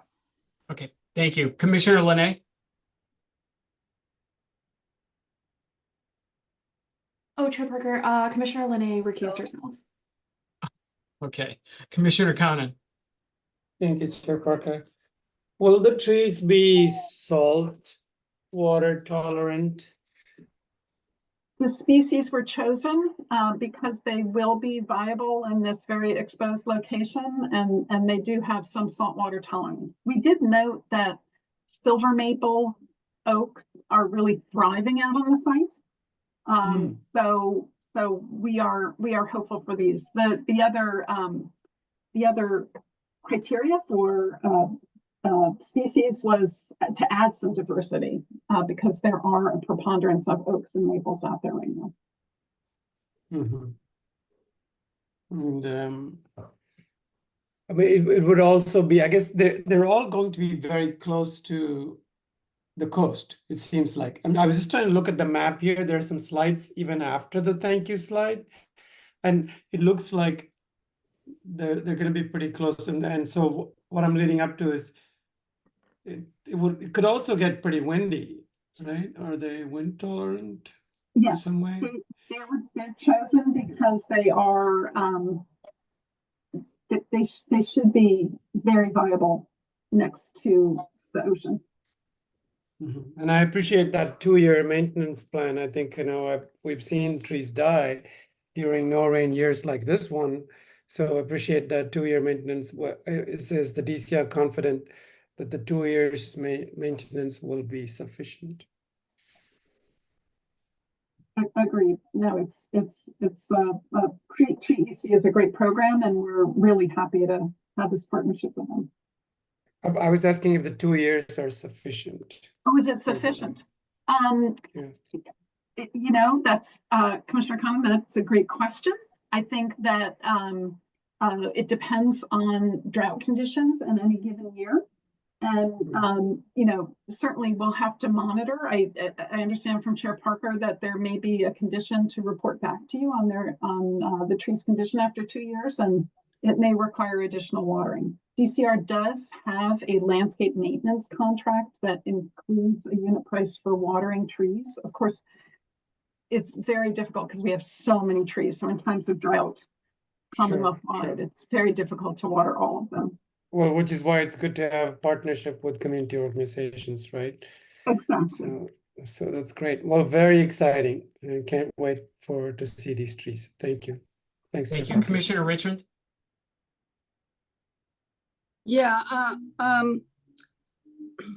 I would just like to say I'm very much in favor of this. I think it's fabulous, but I am very concerned that following up on Commissioner Sullivan's comments, that this is a request for a determination of applicability. Is that right, Mr. Chair? Yes, that's correct. Okay, so I don't know. Well, let me try it this way. I am very concerned that there is not already, as part of this presentation, an understanding of where the Boston water and sewer lines are. And so it isn't an objection to the proposal or anything else, but I think, in fact, we are not ready to make a determination today until we know where those lines are and where we're confident that they're not going to interfere with the work proposed. Yeah, I understand your concern, but the jurisdiction in the test for what is before us tonight is impact to a resource area. And I think Commissioner Sullivan would agree with me. Last time I looked at the ordinance, I didn't find his water and sewer lines defined as a resource area. So I think that we need, and Jenna, you said you were going to find that out. And it's, you know, obviously in your best interest as well. But I don't think we can hold up a decision on the RDA based on the water and sewer lines, unfortunately. Well, I mean, that doesn't, I'm sure you're right as a matter of law and regulation, because you're always right on that stuff. But I just think as a matter of common sense, you know, it should be there. I'm not being critical of DCR, but, you know, it's absolutely essential to their project. And you're going to have a whole bunch of volunteers out there, however well-trained they are. And they really need to have those drawings so they know where they can't put trees. So Okay, why don't we do this? Yeah, let me suggest this. Let's put a condition. We can condition the negative determination of applicability. We'll put a condition that before you begin work, you identify where the water and sewer lines are, and no trees will be located in those areas. Okay. I think that would be great. We're grateful that you raised the concern. I apologize, I'm not able to address it specifically.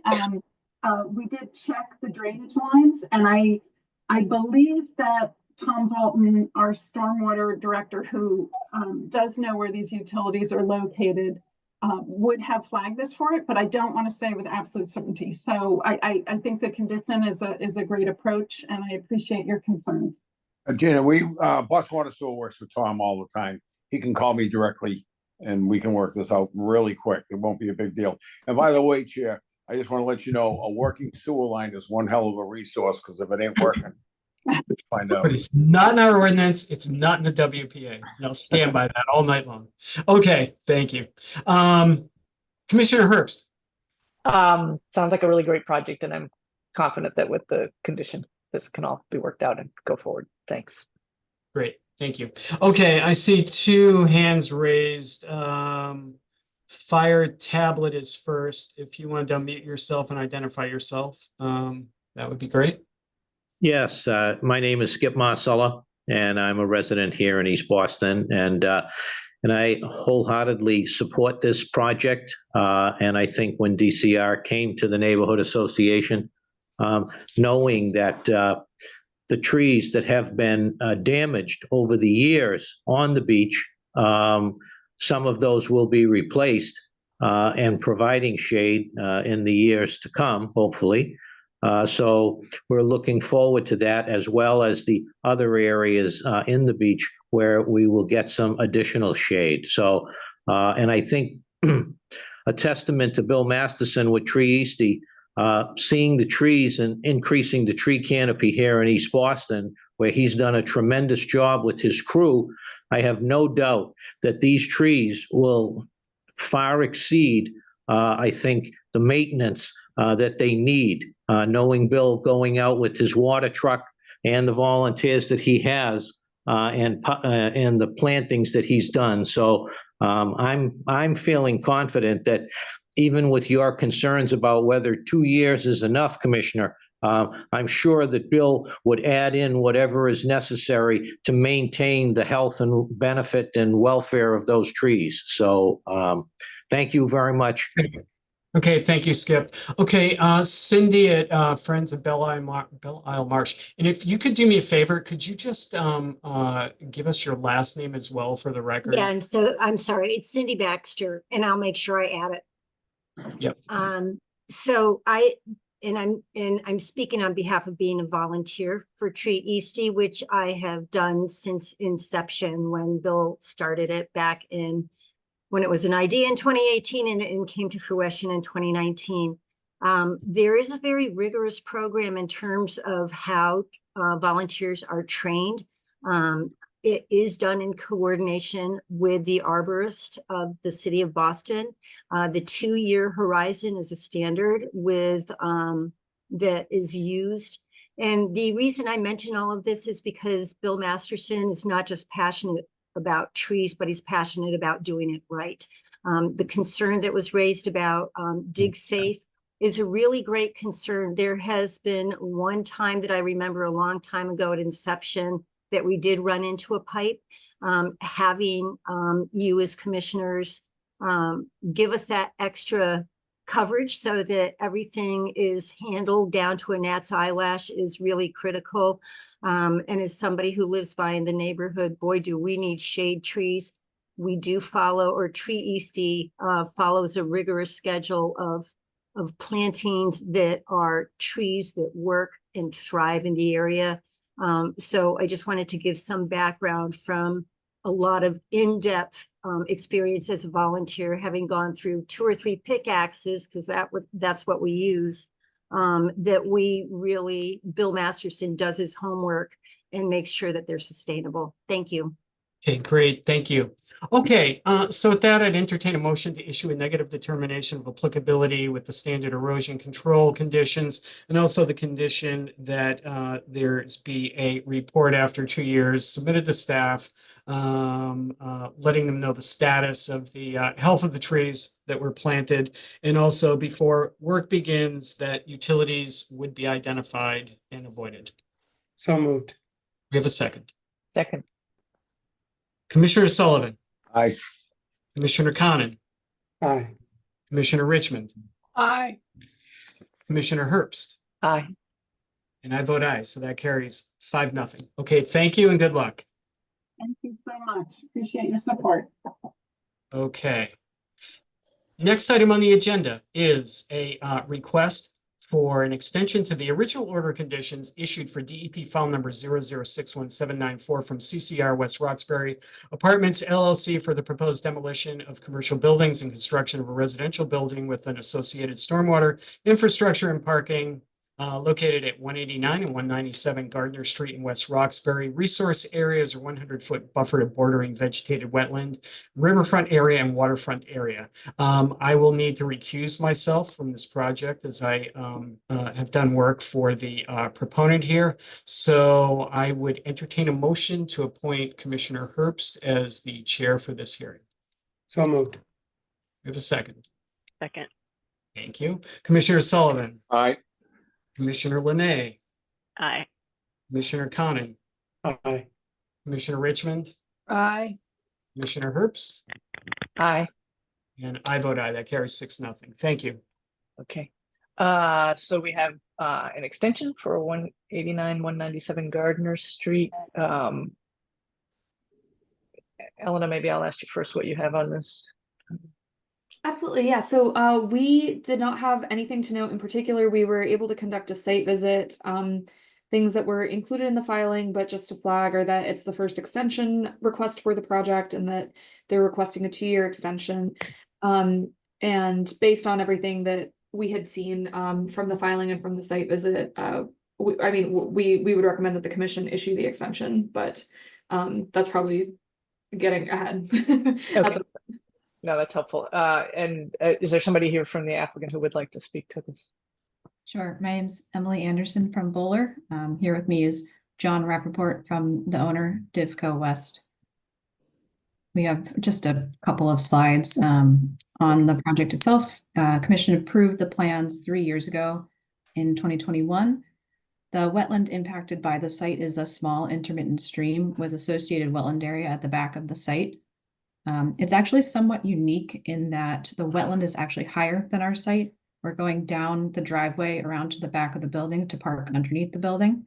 So erosion controls have been installed on the site since construction began, but there's actually very limited impacts that construction can have on the resources. project is requesting an extension due to construction delays and a change in contractor. As Elena said, we performed a site visit on August 29th. Didn't really sound like there was any comments from staff at that time. Essentially, we're just hoping to get the 2-year extension in order to finish the building. I think 2 years should be more than enough. That's why we did not request the 3-year extension. So that's really it, unless the commission has questions. Okay, thank you. Before I go to the commissioners, I'll just remind the public, I don't have all that information in front of me, but if anybody wants to make a comment, please raise your hand and we'll get to you.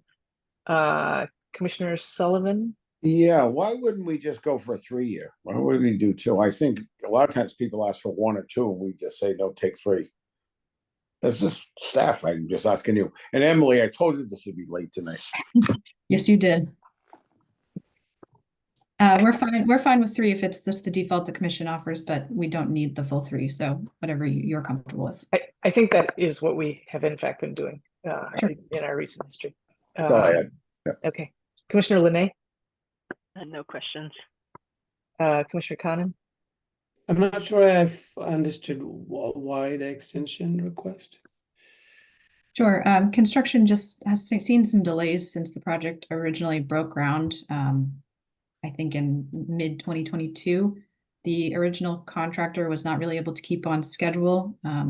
So really they hired a new contractor who was taken over this year, and they kind of had to redo some work that the old contractor did because it sat for too long.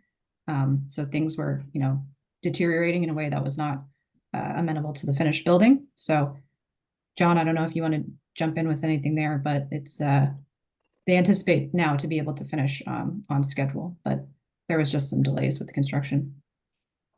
That's correct. Commission, thank you for your time and consideration tonight. Yes, we had to switch contractors, and there was a period of time where the construction was delayed and then actually stalled for a little while. As Emily mentioned, we had to make some repairs to some of the conditions on site. None to do with the site work. It was more in the building itself. So we're targeting a spring of next year completion. Right. Good luck with that. Thank you. That's all. Thank you. Herbst. Commissioner Richmond? I don't have any questions. Thank you. Okay, at this point, I would entertain a motion to approve a 3-year extension to the order of conditions. So moved. So moved. Second. Got you both. Commissioner Sullivan? Aye. Commissioner Linay? Aye. Commissioner Conan? Aye. Commissioner Richmond? Aye. And I vote aye, so that's unanimous. Thank you. Thank you Thank very you. much for You bet. Great, thank you. Okay, there have been a number of continuances. Continued have been notice of intent for DEP file number 00619661 in Boston file number 2023-051. Notice of intent for DEP file number 00619996 in Boston file number 2024-021.